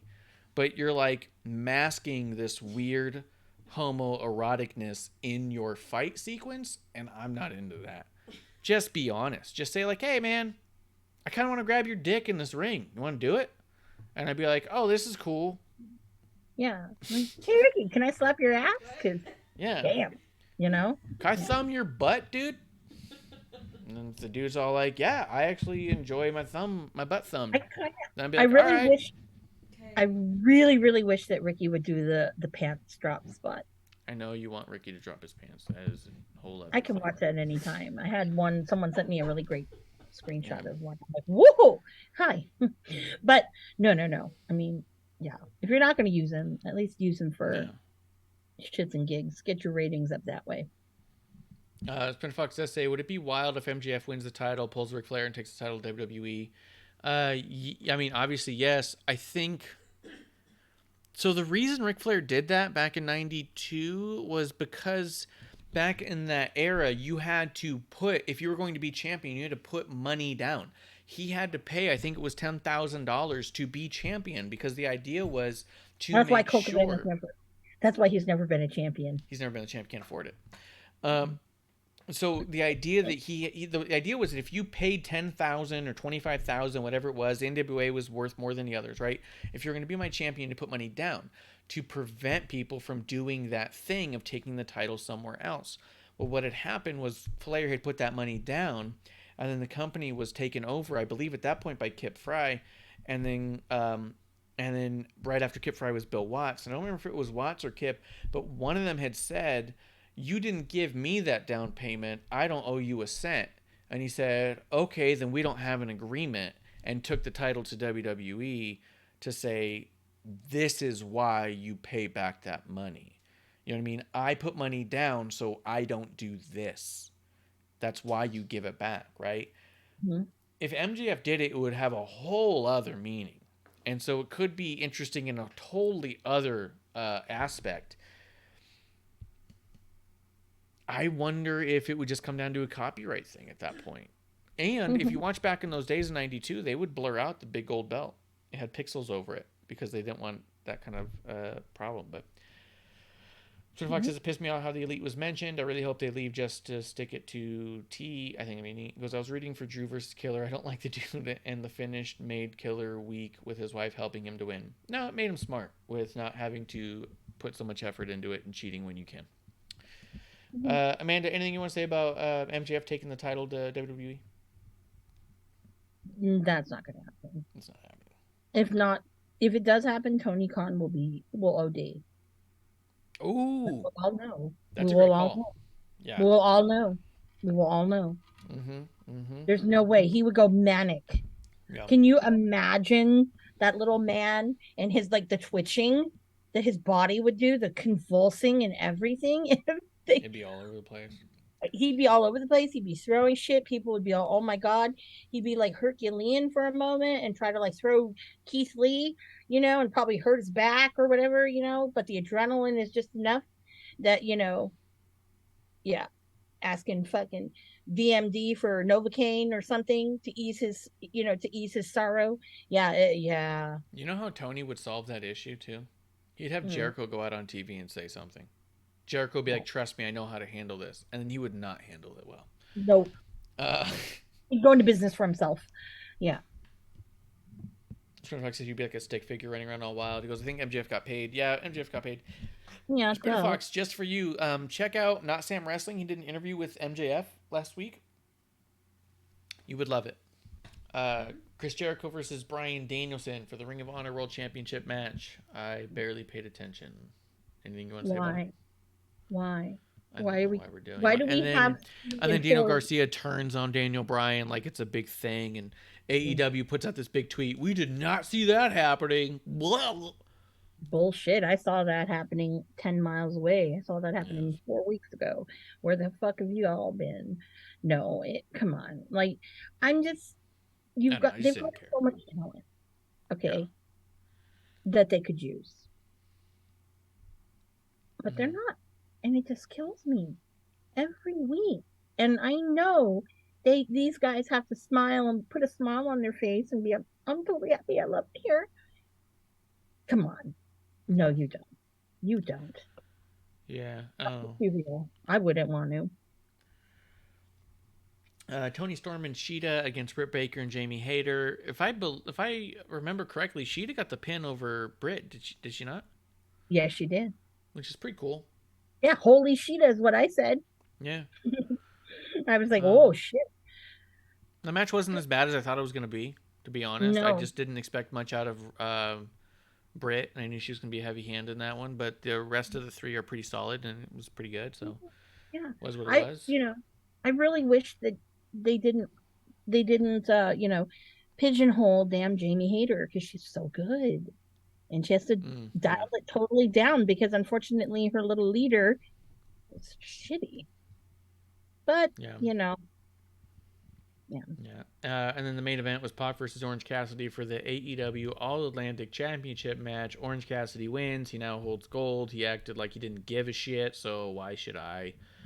Barely paid attention. Thought the orange confetti was dumb and childish. Twitter Fox does say, I can only help Pac now gets thrown in the title picture. Why has Pac not fought better talent in AEW? Pac versus Bryan would be a banger. I agree with that. And he said Sheeta versus Storm next week. The fan want Jamie, but T doesn't listen to the fans, and that's also true. Amanda, what do you think about the main event? Are you super happy for Orange Cassidy? No. All right. And I say no. And I know this sounds going to sound mean because I have a friend who totally loves Orange Cassidy. If they were going to do this kind of thing, this should really have happened a long time ago. Yeah. Him beating Pac was stupid. That's stupid. Okay, if anybody, I mean, it was kind of stale.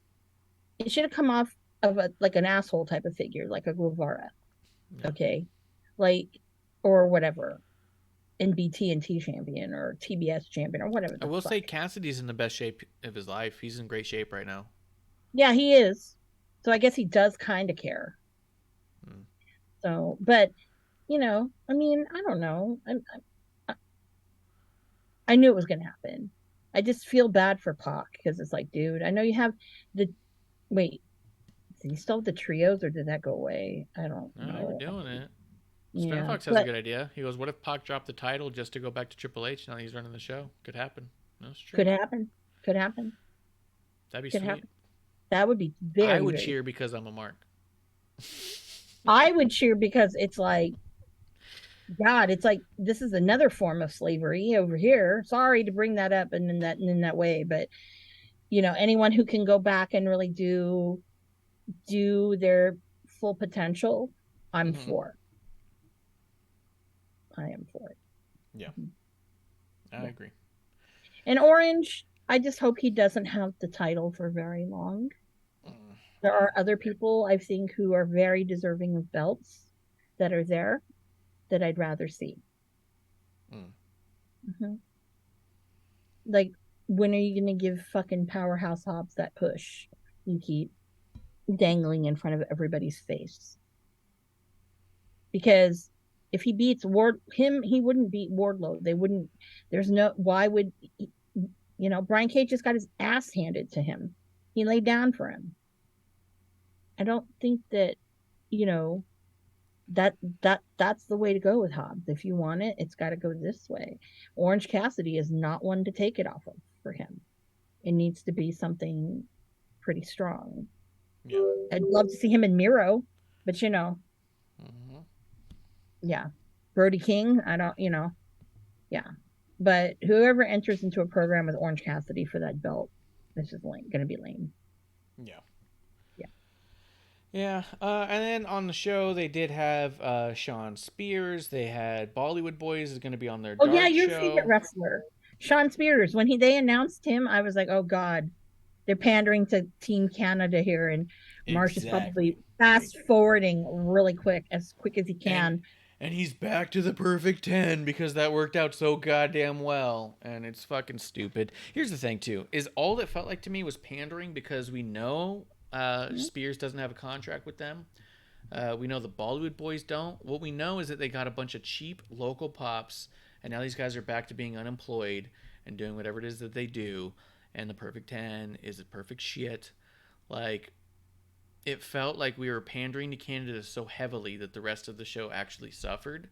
That it was like, Mhm. why? Why are we doing this? Like, I get that there's a story between Sean and FTR, and they were in the pinnacle, and what if like, fuck that. He sucks. He's bad. He lost all the time. Even in kayfabe, he lost all the fucking time. Why would you want him back? You know what I mean? Yeah. If you're FTR and you want a team member to help you, why are you gonna pick the one dude in your crew that took every single loss? Like, it was stupid. In kayfabe, outside of kayfabe, you go, oh, it's the local pop. So it just felt like, are you really that excited that Sean Spears is back? Are you really that excited that Bolly Boys made their AEW debut? I'm sick and tired of seeing all these fucking AEW debuts and no one getting a contract. I'm tired of TK taking advantage of the indie scene and not paying them, not giving them full on contracts, and giving them their one fucking open mic spot so they can say on their resume now that what as featured on AEW to try and bump up their indie rate a little bit. Give them a fucking contract, dude. Stop using free talent and start paying people and using the talent you have that you're not using. Yeah. Like, that's what pisses me off about it. Whatever. Piece of shit. Triple H loved Pac. Swinner Fox says in his NXT run was fire. That's true. Yo, Pac and Sami Zayn? Let's revisit that. Run that back. That match was fucking banging. Sami Zayn was tag team with Neville against the Dudley Boys in their very last match in WWE. You could tag up Neville and Sami Zayn. Bring him part of the bloodline. He's got the ears for it.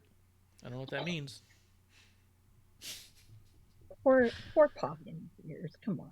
Spinner Fox says Bandito was an example of what you just said. Spinner Fox. Yep. And I Bandito is can't believe one of many examples of what I just said. and I can't believe Bandito. Like, I don't know who the hell leaked it. Like, oh yeah, they signed Bandito. He was the only. Let's be real.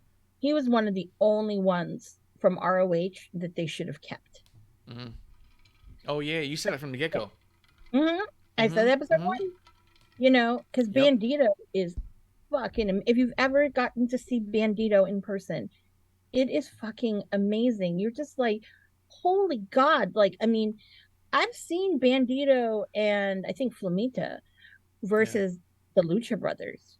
Holy shit, because that made those two guys, that made, Phoenix and fucking Penta step it up 10 times. And that was probably one of the most amazing Lucha matches I've ever seen. Yeah. And I'm not a Lucha Libre fan. I'm really not. But I could say, holy fuck, that was amazing. Yeah. And then now look at Bandito. He's just another fucking lucha jobber that came through to lose to Jericho one time in a mediocre match that no one remembers. Yeah. Like, fuck, dude. Like, the guy's better than that. He deserves better than Guy's that. beyond better than that, you know? And he's actually a very good looking man. I've seen him without the mask. Young guy. A lot of potential. Lot of potential. And, you know, it just sucks because it's like that is flippy shit right there. Like that kind of like Ricochet level where it's like it's flawless. You see nothing wrong with it. I've never ever seen Bandito, and I've seen Bandito quite a bit. I've never seen him botch anything. Spinner Fox says, "Bet I hate to say it, but Orange gets hurt again. It would be wild if Trent turns on the best friends and get the title. I don't see that happening." I love Trent Beretta, and let me tell you, fucking heavyweight Trent, I am all aboard on that train. I love him. He says, "Get Trent Gold already. You want change? Give Trent Gold. That is different." Yeah, but I don't see how you get there. I can Void see says Nick Gage said in an interview that Kevin Owens is the one guy he'd like to get in the ring with. That could be crazy. Oh, that would be fucking dope as fuck. Oh my god. Oh yes, congratulations. Kevin would lean into it. Yeah.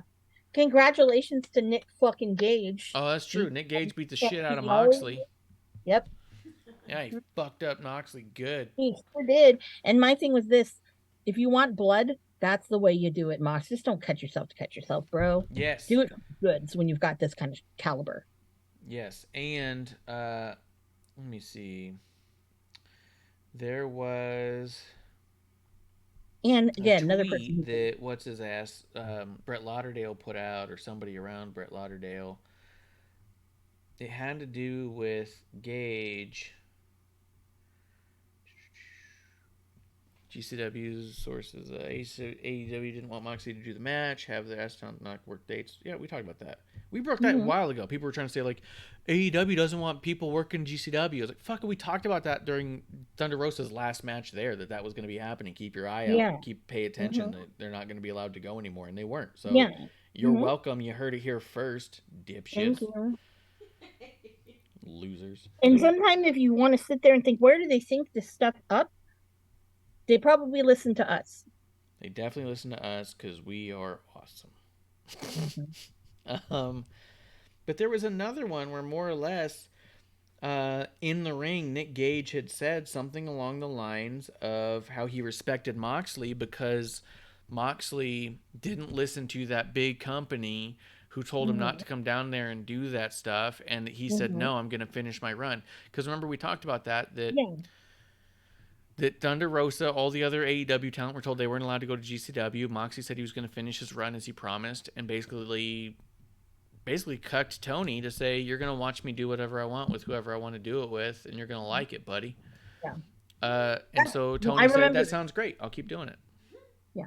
And what was great was, I remember because I watched it, and when after he won the belt and he did that shout out, I was like... Oh, you saw the whole match? Yeah. Oh yeah, of course I did. I saw the whole thing. Fucking Janelle is a beast. Stop that damn crane. But anyways, but Nick Gage, let me tell you, and I've said it before in episode 1, that man's a fucking real trooper. You know, yeah. A lot of the shit. Man, dude.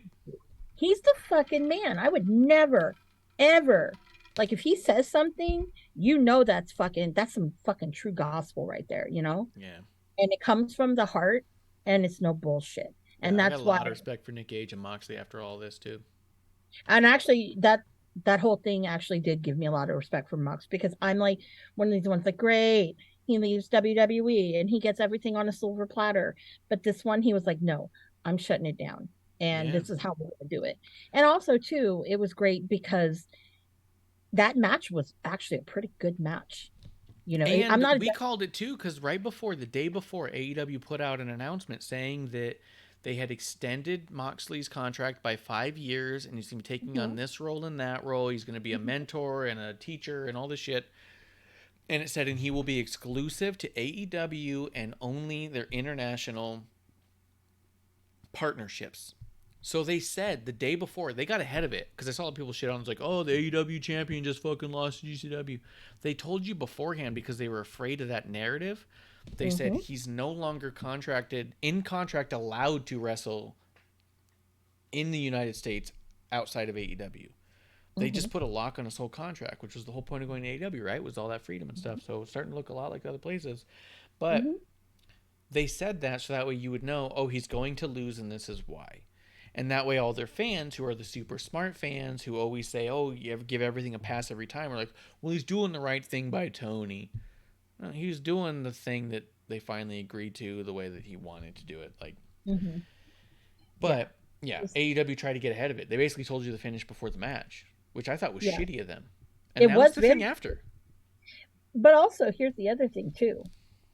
Anybody who really kind of knows that if you're a fan of the genre of deathmatch or just a fan of GCW, we all know that Nick Gage ain't going out like that. Well, if someone retires we him, talked about it. Yeah, we did. And I swear, if someone retires him out, it's going to be someone that he's passing the torch to. And that was not going to be John. But Moxley was a believable torch. Because Moxley is a mainstream guy doing the same kind of things as Nick. And you could also argue that Moxley's character as Mox now is a cosplay of Nick Gage. You could argue he's very influenced by Nick Gage. And I think that that's not a bad argument to make. And I don't think it makes Moxley any less of anything. But I could see a Nick being like, hey, Moxley's taking the torch from here.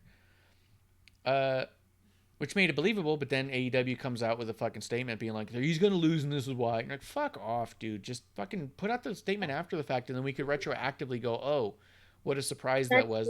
That's your insecurity, Tony Khan. That's your insecurity. Yep. And it's like, bro, it don't work like that. Okay? It does not work like that. It does not work like that. And I think with Mox, you know, I think that it's very interesting that...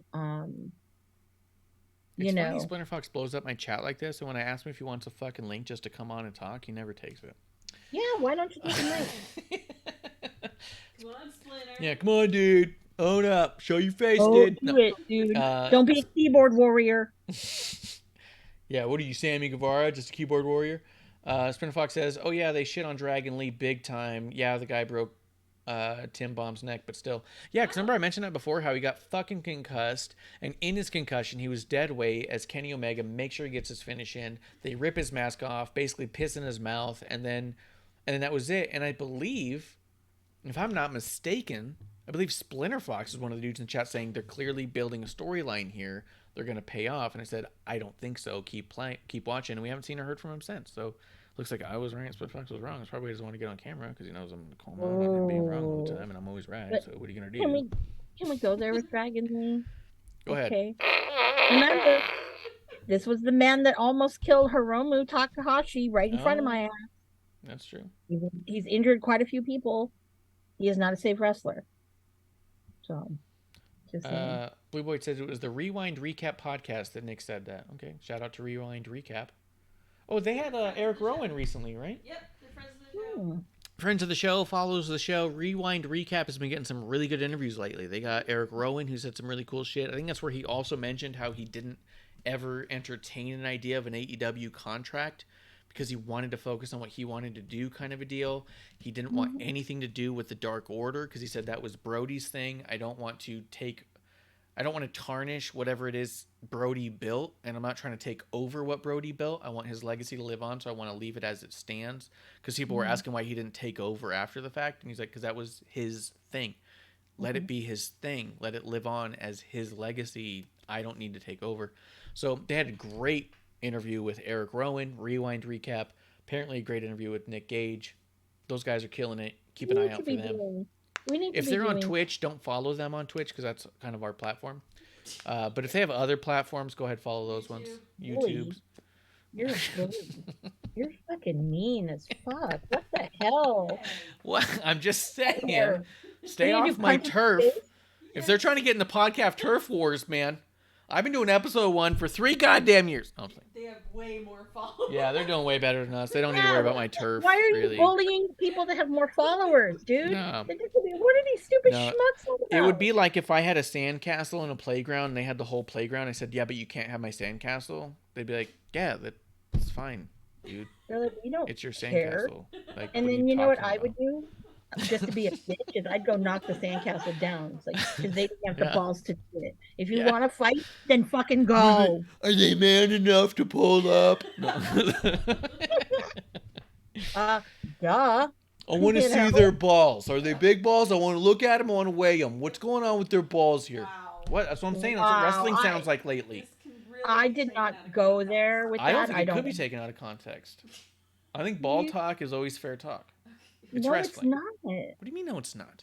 She No. hasn't been watching The Miz. The Miz has been talking about balls. Drew McIntyre's been talking about balls. Hangman Page said, I'm a man. So I'm saying, rewind up on these balls. No, it's fine. And what the hell? Oh, Just man. saying, shout out Rewind Recap podcast. They're doing good stuff. Not ask for any of that. They didn't ask for this smoke, as they've said in the It's past. not smoke. It's a big fart dust. Yeah, it's not smoke, it's butt dust. Yeah.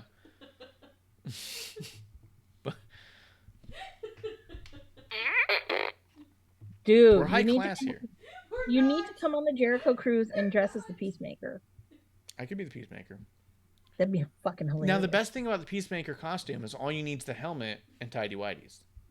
Yeah. You're done. That's a whole costume right there. Spit Fox does say, so does he get an AEW title shot? That's funny about Nick Cage. And he does say Brett Lauderdale in bed with WWE, been talking a lot with Steph. They've always been really good friends, which is weird. But yeah, I don't know what's going on there. You know, I think Wouldn't that be cool though? If they sent NXT talent down to GCW? Yeah, but you know, you have to think about this. There's a reason why Joey Janela is in the best fucking shape of his life right now. Is he trying to get picked up? He trying to be seen? I think Let's go drink him before he gets picked up. No, he'll drink. He doesn't fucking care. He'll drink right now. It doesn't matter. I'm saying, but he can't drink with me later once he's signed by the big time. I got to He get can in do now. whatever the fuck he wants. He That's doesn't probably care. true. He's Joey fucking Janela. Hey, Joey Janela. God damn. Shit. Air Fox Like- says GCW with WWE like WWE was being an ECW. Yep, that's what I'm wondering. Oh, you know who I'd like to get have hit by a light tube? Yeah, Just because I just think he just needs to be hit by a light tube. Dexter It's Lumis. Andre Chase. I Oh, fucking Andre hate- Chase for sure. Light tube him. For sure. Center Fox says T is burning bridges left and right. Yep. He goes, wait, but what about Nick Wayne? Didn't he have an AEW contract? He wrestled left and right over GCW. His contract was that when he's 18, he will be an AEW exclusive talent. And he ain't 18 yet. He ain't 18 yet. The only thing is he can't wrestle in certain states, obviously. He cannot wrestle in certain states, and he cannot be banged by adults. So That sounded really horrible. be wary. That's all I'm saying. He's a minor. Yeah. Stay out of prison, folks. Spinner Fox says, oh, you were talking to me. Oh, that's funny. He goes, I thought you were talking to Graham. I was talking to anybody in the chat, dude. Talking about anyone in the chat. If I put in the chat, somebody want to come up, here's the link, that is open. He goes, next time, I don't have a mic on my PC ready. I've been moving the room around. Mm-hmm. All right, well, that's what You it don't sounds need a like. mic. I don't have a mic, as evident of episode 1 last week. That's a I good was point. waiting- Amanda didn't even have audio, let alone like a good mic. She had no audio. Now he's Mhm. backing out because of how good Butch has been lately. So Yeah, because Butch has been kicking the shit out of people. Yeah, You know what Butch Justin been- Time does half the time? He turns on his fucking iPad and logs in like he's got a fucking mic. That dude just got an iPad. Last time, you signed in with your phone. It's a Zoom call, Spinner Fox. This guy trying to be, don't have my fucking... What a diva. Although, I will admit, I was waiting for you, Get because rid you of said, oh, you had shitty mics, that I was waiting for one. Spinner Fox says, wait, the ad ended. You talking shit. It's probably for the best. First off, I'm glad that they still run ads on our channel. I know. Because that gives me a few pennies here and there. And all I need is $1 to get 6 baby. Sonic drinks. Monetization, baby. Yeah, monetizing, baby. Hey.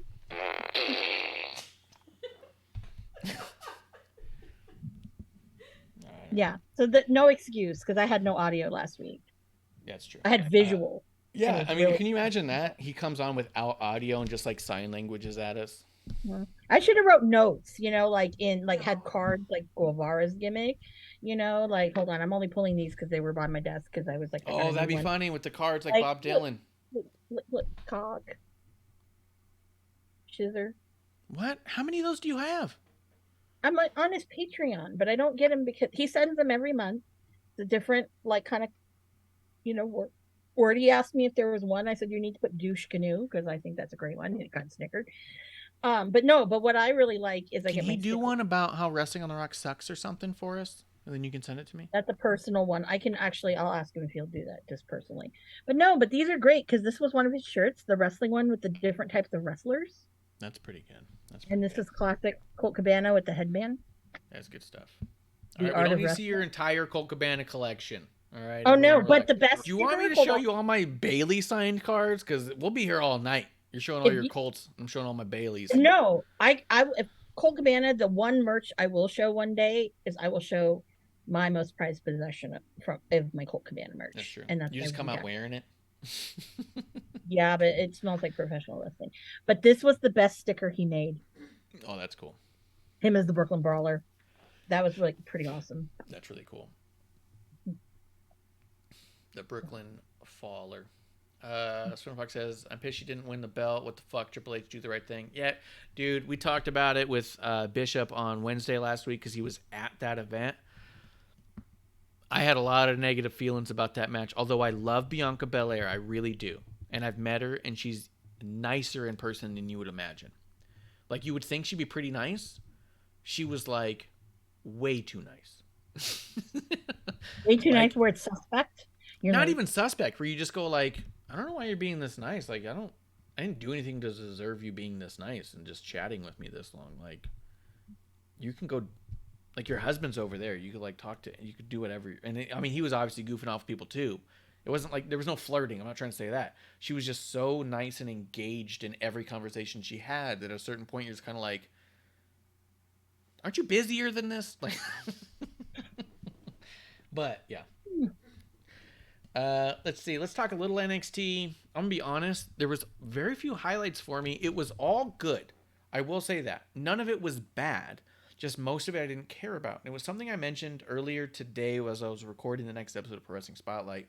John Arezzi and Bob Smith were talking about differences between wrestling then and now. And to them, they felt like nothing makes them care to tune in. And then John had mentioned there were certain stars that he likes to see what they do. And when I chimed in, it was that you and I have been discussing it more and more week after week, that when it comes to NXT and AEW, most of what the shows have become is who do you like? And the story is superfluous. I watch Sami Zayn, but realistically, whoever Sami Zayn's in the ring with or on the other side of the ring with a mic doesn't matter. It's irrelevant to how am I going to enjoy this. You know what I mean? Mm-hmm. With, like we were saying before, like last week, remember I asked you, what is it that you like about which show? We were naming people, not stories. We said, I even said, I really like what Moxley's doing. He's doing stuff with Hangman, which is cool. But if it wasn't Hangman, I don't think I would care. Mm-mm. If it was somebody else, I wouldn't care because I like what Moxley's doing. Mm-hmm. Right now, characters and performers are paramount and story are secondary. And there's very few stories that have me captivated. Mm-hmm. NXT is no difference. Braun Breaker, very cool. Do I give a shit he had a match with Javier Bernal? Not even a little bit. Nope. Do I care that he speared Ilya Dragunov at the end? Kind of. Because that match will be fucking cool, but is there a story there I'm invested in? No. You know what I mean? Mm-hmm. Exactly. That's how I feel or felt with NXT about Nathan Frazier and why am I blanking on his name? I almost called him Kid A. It's not. What was it? What's his face? The luchador used to be Lucky Kid. Kid A or whatever. Axiom? Axiom, yes, Axiom or whatever. Yeah, Axiom. Give a shit about this last one. No, I was like, Nathan Frazier's already going to win. Why? Because they've been pushing a lot of Nathan Frazier, and Axiom feels like an accident waiting to happen because of his really dark masks, and I felt like a Sin Cara kind of vibe, and that would have been really bad. So I had no interest in that because I knew, like, okay, Nathan Frazier. And like it or not, Nathan Frazier is the only guy in this match with a face. Even Rey Mysterio's mask shows his eyes and mouth, and the reason is This because he one can was- emote. Axiom cannot emote. Nope. You know what I mean? And that's a problem because he's so Even good. Sin Cara couldn't really emote. No, Sin Cara could not emote. You know Yeah. who emotes better than these guys? Baseball Who? mascots. You're right. Even Gritty. And do you know why Gritty can emote better than Axiom? Or no, he was on with Because Miz the mask has fucking eyeballs. and the eyeballs. There's no eyes belly. on these masks for Sin Cara or for Axiom, and that is a detriment. Just saying you don't need a face to emote is not true, because at that point, you're fucking shrugging. Ugh! Bardo, no! Yeah. But when you watch a mascot in baseball, and they hang their head, because this is Muppetology. If you hang a puppet's head down, it looks sad because now it's looking at the floor because you can see its eyes. If you adjust the mouth or adjust the way its head is moved, the eyes are doing the work for you because you add emotion to eyes as a human being. So when you remove eyes entirely with a black, flat mask, you've given me nothing. So Nathan Frazier had to win because he's the only one I can connect to because Axiom has no fucking head. But okay, if you've got a baseball mascot, and this is probably one of my favorite ones ever. Okay. Which one? San Diego Chicken? No. Ah. The fucking crazy crab, because he actually hated the Giants. That was Oh. their mascot. He would come out during the game, and would like beat the shit out of some of them with his little claw hands and whatever. And he had his eyes were kind of just like, you know. I remember, yeah, and he was great because why? That's the idea of someone who, yeah, he really doesn't have a face. He's got these weird eyes that are just kind of dangling, but his Yeah. whole body dangles, and so that's what makes it kind of cool because he's emoting. Because let's go there. If Ricky Starks didn't make a lot of facial expressions that he does, he'd be rather fucking boring. Yep. But that's just it about most wrestlers. The wrestling, John Gresham. old timers talk about it. You hear like X-Pac talk about it on his old podcast. You can hear, Cornette talks about it, but a lot of the old time wrestlers talk about that wrestling happens between the moves. And what they mean isn't that they're laying on the mat, quote, selling. It means that they're laying between the moves, emoting. They're showing a struggle. They're making you think someone's down and out. A bad guy's going to look like he's mad and thinking about ways to be conniving. A good guy's going to look like he's in pain and not sure how he's going to get through this. The moves are what get you to those moments of agonizing. They're not the spot. The spot in wrestling is between moves, because that's when you can connect to a fan. That guy's hurt, and I don't want him hurt. That's my favorite guy, and he looks like he's given up. You know what I mean? That's when you connect. Yeah. With no face, like, I can't connect. Yeah. You can have a cute butt, but if you don't have, you can't. If there's nothing there, you know. Yeah, connecting via butt is way different. Yeah, you can't. Yeah. Apollo Crews, how do you feel about how he's doing in NXT? I'm very disappointed in Apollo Crews. Because maybe I was thinking that, you know what, it's going to be a reboot, kind of like Mandy was, or is. Nothing. And I have not been invested in him at all. And so now the Halloween Havoc thing, and they were like flashing Chucky, and I'm like, boring. I'm like, this is dumb. It's too cinematic. Not really that it's too cinematic. It's what's the point? I didn't find that. It's like, this is boring.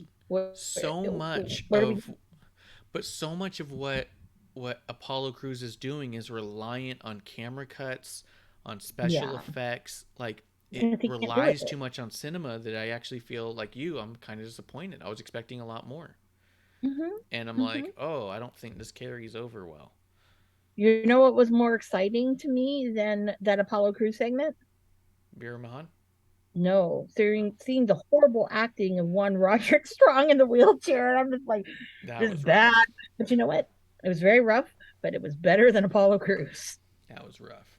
That was Indy Hartwell versus Valentina Feroz. Splinter Fox says people were talking this about Indy Hartwell finisher on Twitter. Yeah, the superplex that won the match. People are dumb and have never took a suplex. You could get your wind knocked out of you from that. People are dumb. Oh my God, my head hurts from Twitter. Toxic dumb people. Very interesting way to word that when you're either way. Yeah, it's a massive move, and selling these big moves make a big difference. Like the pile driver has always been seen as such a big, massive, dangerous move because Memphis made you think it was. They literally banned the move. So if you saw it, you went, oh no. That the entire Andy Kaufman storyline with Jerry Lawler was based around the idea that the pile driver was an illegal move and paralyzed him. A lot of Bill Dundee and Jerry Lawler was based around the idea of you can't use the pile driver, you can't put me out. It was seen as such a dangerous thing to do. Like a suplex off the top rope, a superplex, is incredibly painful because of what you're hitting and the way you have to hit it with your entire fucking body. So I had no problem with her finish being the superplex. I thought it was cool. I just am not caring too much about Indy Hartwell right now. Spinner Fox says Indy's the only person I care about in NXT. She should win. She should be the one to beat Mandy for the title. I would like us to get to a point where I agree with you because I like Indy so much. I think Mandy's so much on a higher level right now, and I want to see Indy get herself there. But I just don't. I want to agree with you. I can't in this moment. But I would love to drink Old Crow in 6 months when she does it. You know what I mean? I was excited to see Veer Mahan. That was my favorite part of the whole match. Was Veer Mahan showed up. That was really. Yeah, I was like, okay. Yeah. Yep. The Pretty Deadly stuff I don't give a shit about. I mean, that was just awful. Fast forward. I listened to it I had it with mute on. The triple threat with the tag teams I did not give a shit about. There were some cool moves, but I didn't give a shit about it. Alba Fire versus JC Jane. I'll be honest, I like both of these talents a lot. I just wish I cared more. I think Alba's going to be the one to take the title off Mandy. I think so too. The way they've been plotting this. Yes. And now, with what happened and that interesting twist. With Sonya Deville showing up, that was very cool. I thought that was excellent. And very cool because you know why Mandy's not there. No. Her brother passed away, so she's taking time away. That's right. Her brother passed away. They just buried him a couple days, like a day ago, day before this taping or something like that. Like, so she needs time. Like, yeah. He was not old. He was not an old man by any means. He was young. He was healthy. I don't know what happened, but it's tragic and awful. And honestly, poetic that Sonya Deville would be the one to kind of step up in that place and move this storyline along. I mean, it kind of gave me emotions. You know, seeing Sonya show up. My first thought wasn't like, oh, they're connected. My first thought was like, oh my God, Sonya's doing this for Mandy because of what she's going through. Yeah. And this is amazing. This is amazing. It just worked out very, very well. And I was just like, this is great. Like, you know, but I didn't know that about Mandy. But my thing was, it was just how it kind of just evolved. That was what made it, for me, it like, oh, that's pretty fucking badass. Here's what I would like. Alba to take the title off Mandy. All of Toxic Attraction, including Sonya, going to the main roster. And I would like, in maybe 7 or 8 months, Indy take the title off Alba. Build Indy to the point where it gets us there. And then have Alba go to the main roster, because she has no business being in NXT anyways. But if she can help get Indy to a point where you can take the title off her, that'd be amazing. Yeah. I agree with that. That's a good statement. Also, Mandy wasn't tough enough with Sarah, who passed away. So was Sonya. They were in there together. Yeah, Sarah Lee passed away, and the following day, or the same day, Sarah Lee passed away. Also, and tears in our beers for Sarah Lee. But also the same day, Mandy's brother passed away. And so I think Mandy had like one little Instagram thing that just said like, today sucks. And you just go, yeah, it does. And there's nothing you can say. Yeah. But Cameron Grimes, man. Let's backtrack a little. Go ahead. Cameron Grimes and the Dyad, Gacy, all that stuff. That was really great. I'd love to see Cameron Grimes in a good mood and not kind of letting that weird, mysterious funk, you know? Right. So now, since he has friends on the main roster, who could it be? Yeah. Right. Mm-hmm. Right. Yeah. Only one name came to mind to me. That's what came to mind to me. All of a sudden, he's like, Only "Oh, I one know name. people." I'm all, "Yeah." Yep. Grimes says he has no friends in NXT, but that doesn't mean he has no friends in WWE. There are friends in WWE. And he walks away, and I went, yeah. Yeah. The only person I think that Grimes could trust, if you go by storyline, have to be LA Knight. LA Knight. The only one that would make sense sort of storyline wise, but I don't think I would buy into it nearly as well. Dexter. They had a feud. No, But I don't think I would buy into it at all. I don't want Dexter anywhere near NXT. I don't want Dexter anywhere near television. But well, that's he's there. But yeah. But no, because if they bring him down to NXT, we're gonna get that fucking indie bullshit again, and I don't index bullshit, and I don't want that. Okay, I don't really want anything to do with Dexter. But the only people I could think of on the main roster that had interactions with Cameron Grimes and any kind of sustainable thing, Eli Drake and Dexter were the only two feuds I could come to mind. Yeah, but because he's been going through that transition of getting rid of the maximum male models bullshit. He's officially LA Knight. He said it on SmackDown this last one. Stop calling me Max. Yeah. I'm LA Knight. Yeah. So guess what? That's a homecoming of fucking LA Knight right there. And that, my friends, let me tell you something. I'm all aboard that. Please. If it's not, I'm going to be so sad. I'm going to be, you fucking wasted an opportunity. I'm looking at all his matches on NXT with Cameron Grimes. They were great. That was a great program. Well, I'm saying it's the only program. He had one match with Pete Dunne. One. Yeah, I don't think Butch is going to come down for fucking Cameron Grimes. And that's what I mean. There's no reason he would. No, Solo Sikoa, he had one match with Solo Sikoa. Two. No.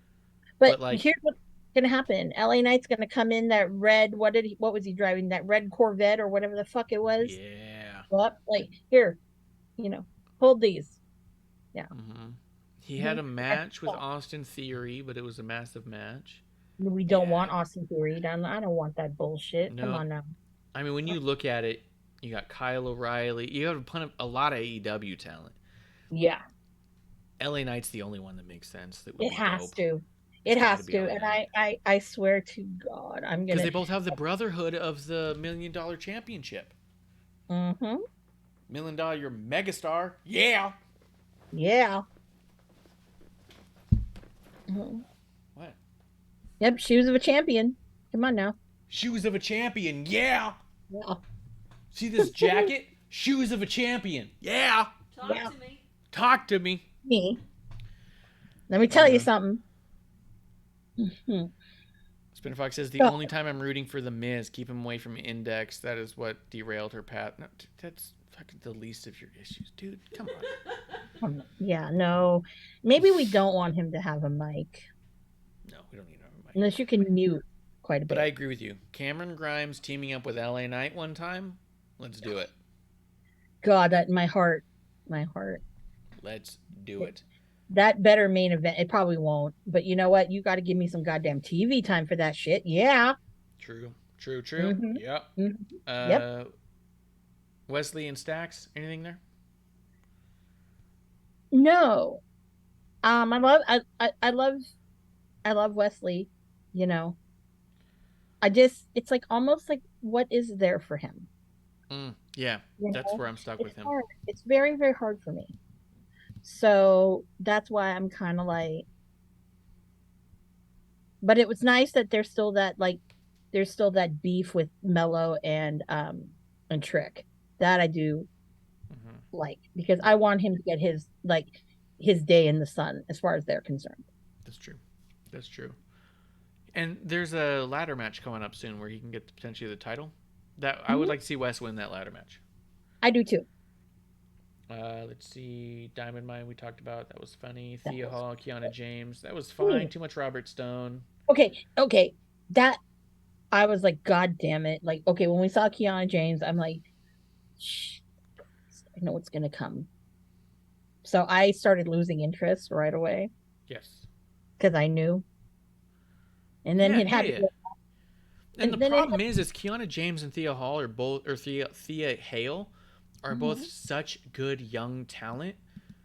They could do yeah, so much, and I feel like putting them around a Robert Strone drags them down and inhibits God, their ability to grow. And those two are already like they're starting out 3 goals post behind. You know what I mean? Like, fuck. Like, yeah. why do you keep putting them in Chase University and around Robert Stone? Like, let the women tell their stories. They do it better than them.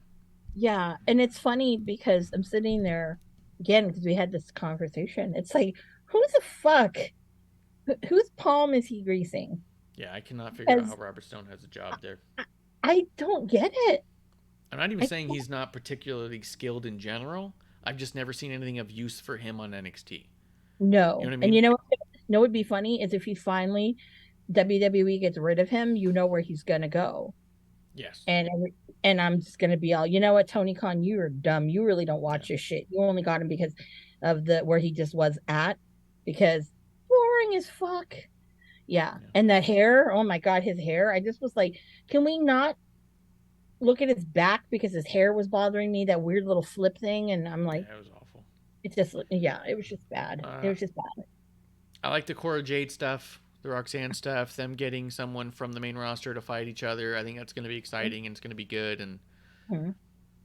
I'm excited to Cora see did what matches come great. out of that. Because, I mean, Cora's amazing. Roxanne's amazing. Whoever they pull from the main roster talent, they're not going to pull, like, I mean, I don't want to, like, name names and be mean or anything, but they're not going to pull some, like, bottom level talent. They're going to pull talent that makes each other feel like they're a threat, you know? Like, I'm excited for the matches that come out of these. Yeah. I was think like also not only that too, but with like Cora's little her freaking out of like, oh my God, like who's Roxanne No over there? Oh my God, who did whose number did she have? I mean, that was just the best. Yeah. And it just was like, God, her character development is just so, so good. She's been doing And awesome. speaking of character development, is Tiffany Stratton injured or something? I don't think she's injured, Because we but haven't seen her in a month at least. we have not. But she has been posting on Instagram. And I do believe she's recently gone under a cosmetic surgery. And I think it's got her with some time out. Tiffany Stratton. Oh. So I think that's got her out for a bit. I hope it's not what I hope it's not what I think it is. It's probably exactly what you think it is. Didn't need that. I didn't think so, but if it makes her more confident and happy, then fine. But No. it appears that cosmetic surgery was done and she's got time to heal, so that's why she's been off TV. Spencer Fox says Natty for sure as far as that goes. I wouldn't be against seeing a Natty against a Roxanne. If Natty has a respect for Cora because of their match, Natty and Roxanne could be cool. I could see who would they have on the Raw talent pool that you could fish over there? I mean, obviously you could do anybody in Damage Control and it would make sense and be cool, but I don't know. I think whoever it is, I'm going to be happy with. The main event: Ilya Dragunov versus Grayson Waller on NXT. Why does it say that on NXT? It's such a weird way to review this on the site. Every match says on NXT, and you're like, of course, it's NXT results. What the fuck? Like, This match though was fucking good. Ilya and Waller, amazing together. And then Braun Breaker just being a fucking maniac at the end of it. No problems there. Nope. I was really excited by it. What did you think of it? Oh my God. It was like I knew that just the thought of when they announced it, I was like, holy God damn, this is gonna be great. Because Waller every week has been growing on me like a bad rash. Yeah. Yeah. It's itchy, and you're like, oh, I gotta keep scratching it, because it feels good to scratch. And then it goes away, and you're like, but I like scratching my itch. Yeah. That's Grayson Waller. He is real easy to boo. Yeah. And I already really love Dragunov before. So it just kind of his like craziness and everything makes it really fun. And then when you add Braun Breaker in there, you're like, oh God, that's another level of crazy, and it just works. See, that's where I'm kind of like the match with JD. I'm like, he just makes that whole match just brings it down like 2 notches.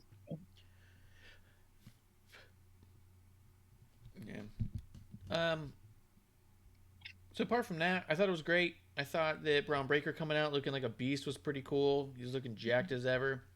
Oh And yeah. ultimately, at the end of the day, the biggest new thing for the show was Booker T on commentary. I know we talked about it a little bit before. You had an issue with it. I didn't. But he seems really polarizing for people. A lot of people were really upset with Booker T as a commentator, and I'm not even trying to be disrespectful when I say that he's just such a non-factor for me on commentating. Like, I don't. When people talk about commentators, I don't go greatest of all time. But he never annoys me or bothers me. I just always go. To me, every time I hear him on commentary, I'm like, oh, it's Booker on commentary. That's cool. Like, I have no issues with him on commentary. But yeah, I don't think he stands out either. He's just totally fine and quite a character. Like, I don't think much of it. Me, I'm not a fan. Yeah. And I think for me, it's more of it's he kind of like you and I were talking about this, but he's kind of in his own weird way, like I'll call it what I see it. He's like a ghetto Tony Schiavone. He kind of sometimes says the same shit, and you're just like, okay. And he provides a little bit of color, but it's not like something that I'm like, okay, you know, should care. Why aren't you making me care? Why aren't you evoking an emotion out of me? And I'm not saying because I fucking love me some Wade Barrett on commentary, because we all know I do. But there's something about when he's on commentary with Vic, there's this rapport. Not because, oh, good guy, bad guy, whatever. It was the way that they would communicate. There was some like unspoken bond. You know what I mean? And I don't ever feel that Booker has that with anybody. Yeah. So He's that's doing his why own thing. that's why I'm like, nah, because you've got to have some kind of chemistry. Like, for example, when Taz and Excalibur just were doing Dark by themselves, that was fucking hilarious. That was the best commentary right there, because you didn't get Excalibur's, over explaining like you were a 2-year-old watching wrestling. You got him and Taz joking around about shit that was funny because they had such a great camaraderie, and that's what made it great. Matches were shitty sometimes, yes, but they had that connection, and Wade Barrett had that connection with pretty much almost everybody he's done commentary with. You going back to NWA, when that was the first time I've ever really seen him do commentary. And I think that with Booker, it's like he's cool, but it just doesn't have that click. You know what I mean?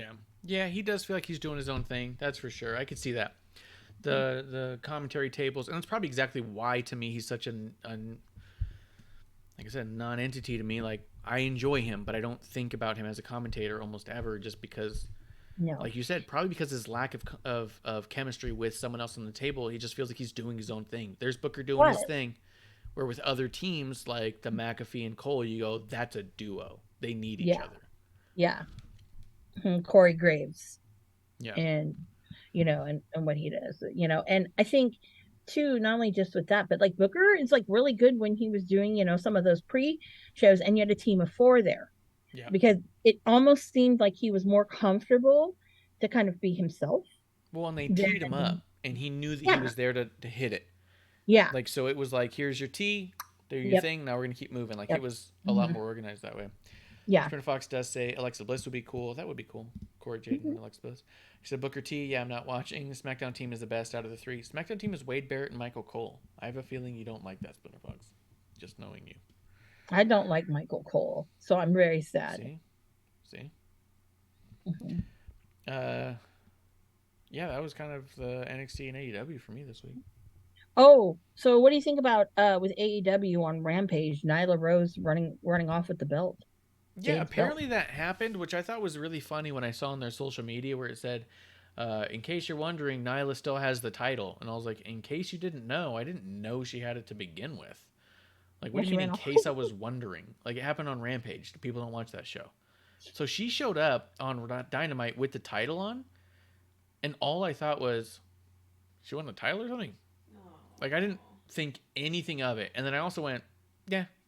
And then they said she stole it, and I went, I'm done. Like, I did not care. No. It was such a non-thing. And then so Vicky was there, Nyla was there. They cut the little promo, and I go, okay, Marina cool, Shafir just chilling there because. Did she show up? Yeah, she's there like third person. I love how everyone's like, "Who's that woman?" It's like fucking Marina Shafir. That's unfortunate.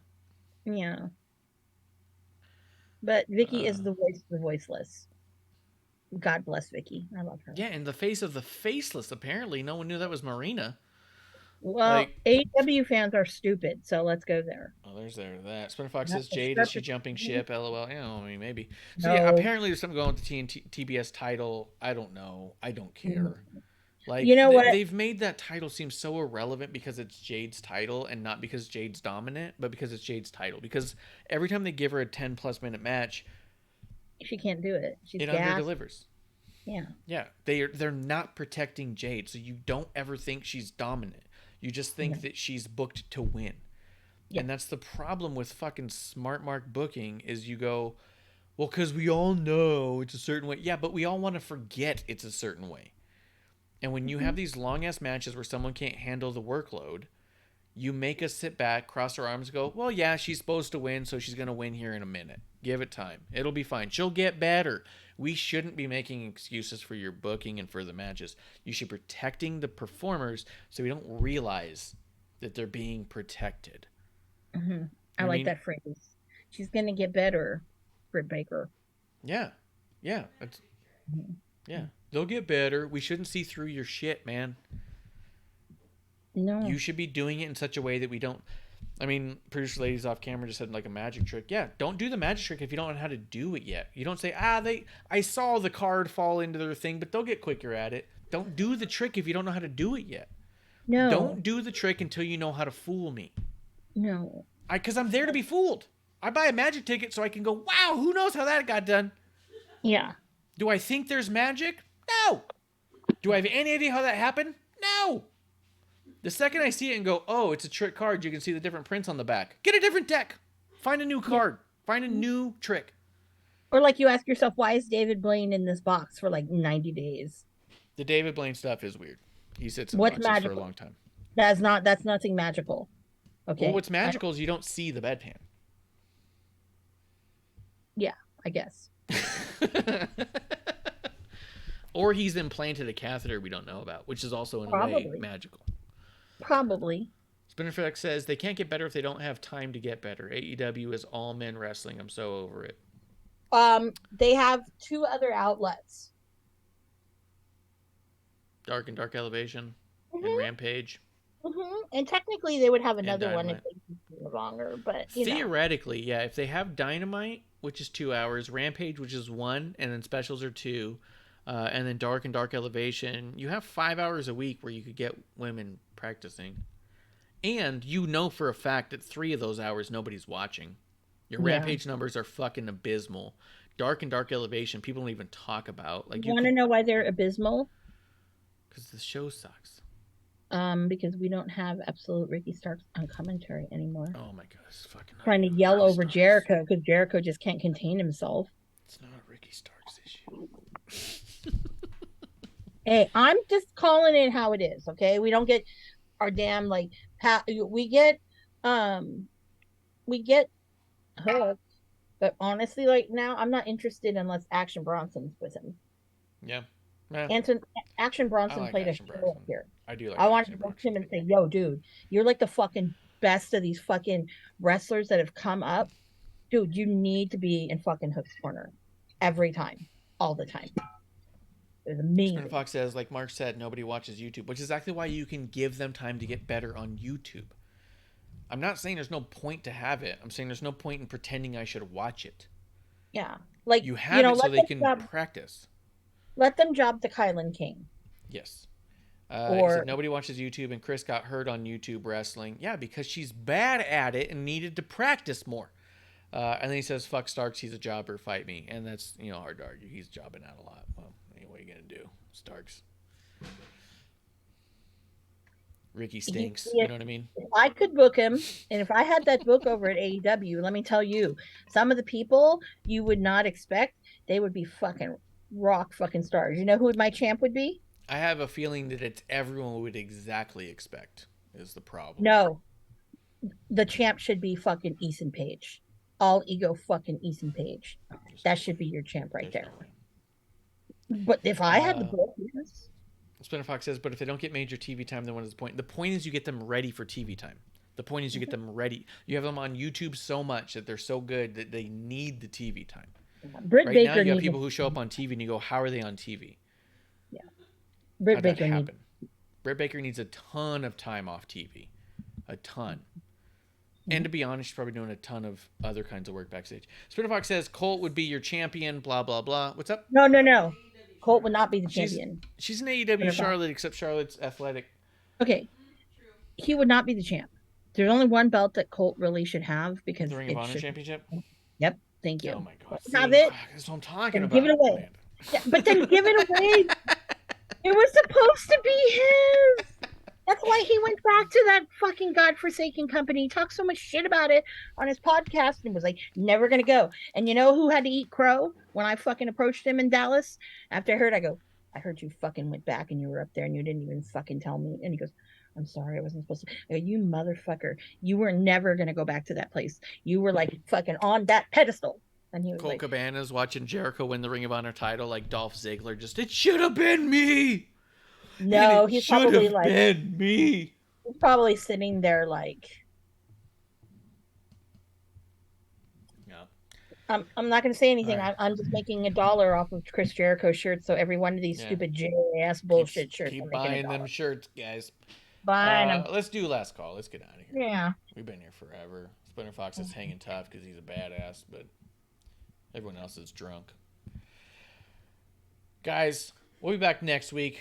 Right here in the dive bar of the IWC for a brand new episode 1. Thank you for coming through and being our drinking buddies tonight. Oh, wait. Splinter Fox trying to derail. I want Amanda versus Tony in a WWE GM mode and see who would win, who gets bankrupt first. Tony. That's actually the most fair platform to consider. That's incredible. He didn't even say fire. He said WWE GM mode. He and I will found tell the you. most middle ground. Yeah. Tony would tap out. Oh, he would tap out for sure. No, me? No. No, Tony would. Yeah, Tony wouldn't. Tony would for sure. Yeah. Tony would make Gargano his champion or something weird. No. Guys, thank you for coming through and being our drinking buddies. We'll be back next week for a brand new episode 1 right here in the dive. Whoa. Technical difficulties. Take a drink. We'll be back right here in the dive bar of the IWC. That's last call. Hey, producer lady here. Thanks for tuning in. Continue to support us or buy us a drink by following and putting the I in subscribe on Twitch. Or subscribe and review our podcast on Apple Podcasts or wherever you listen to us. Cheers!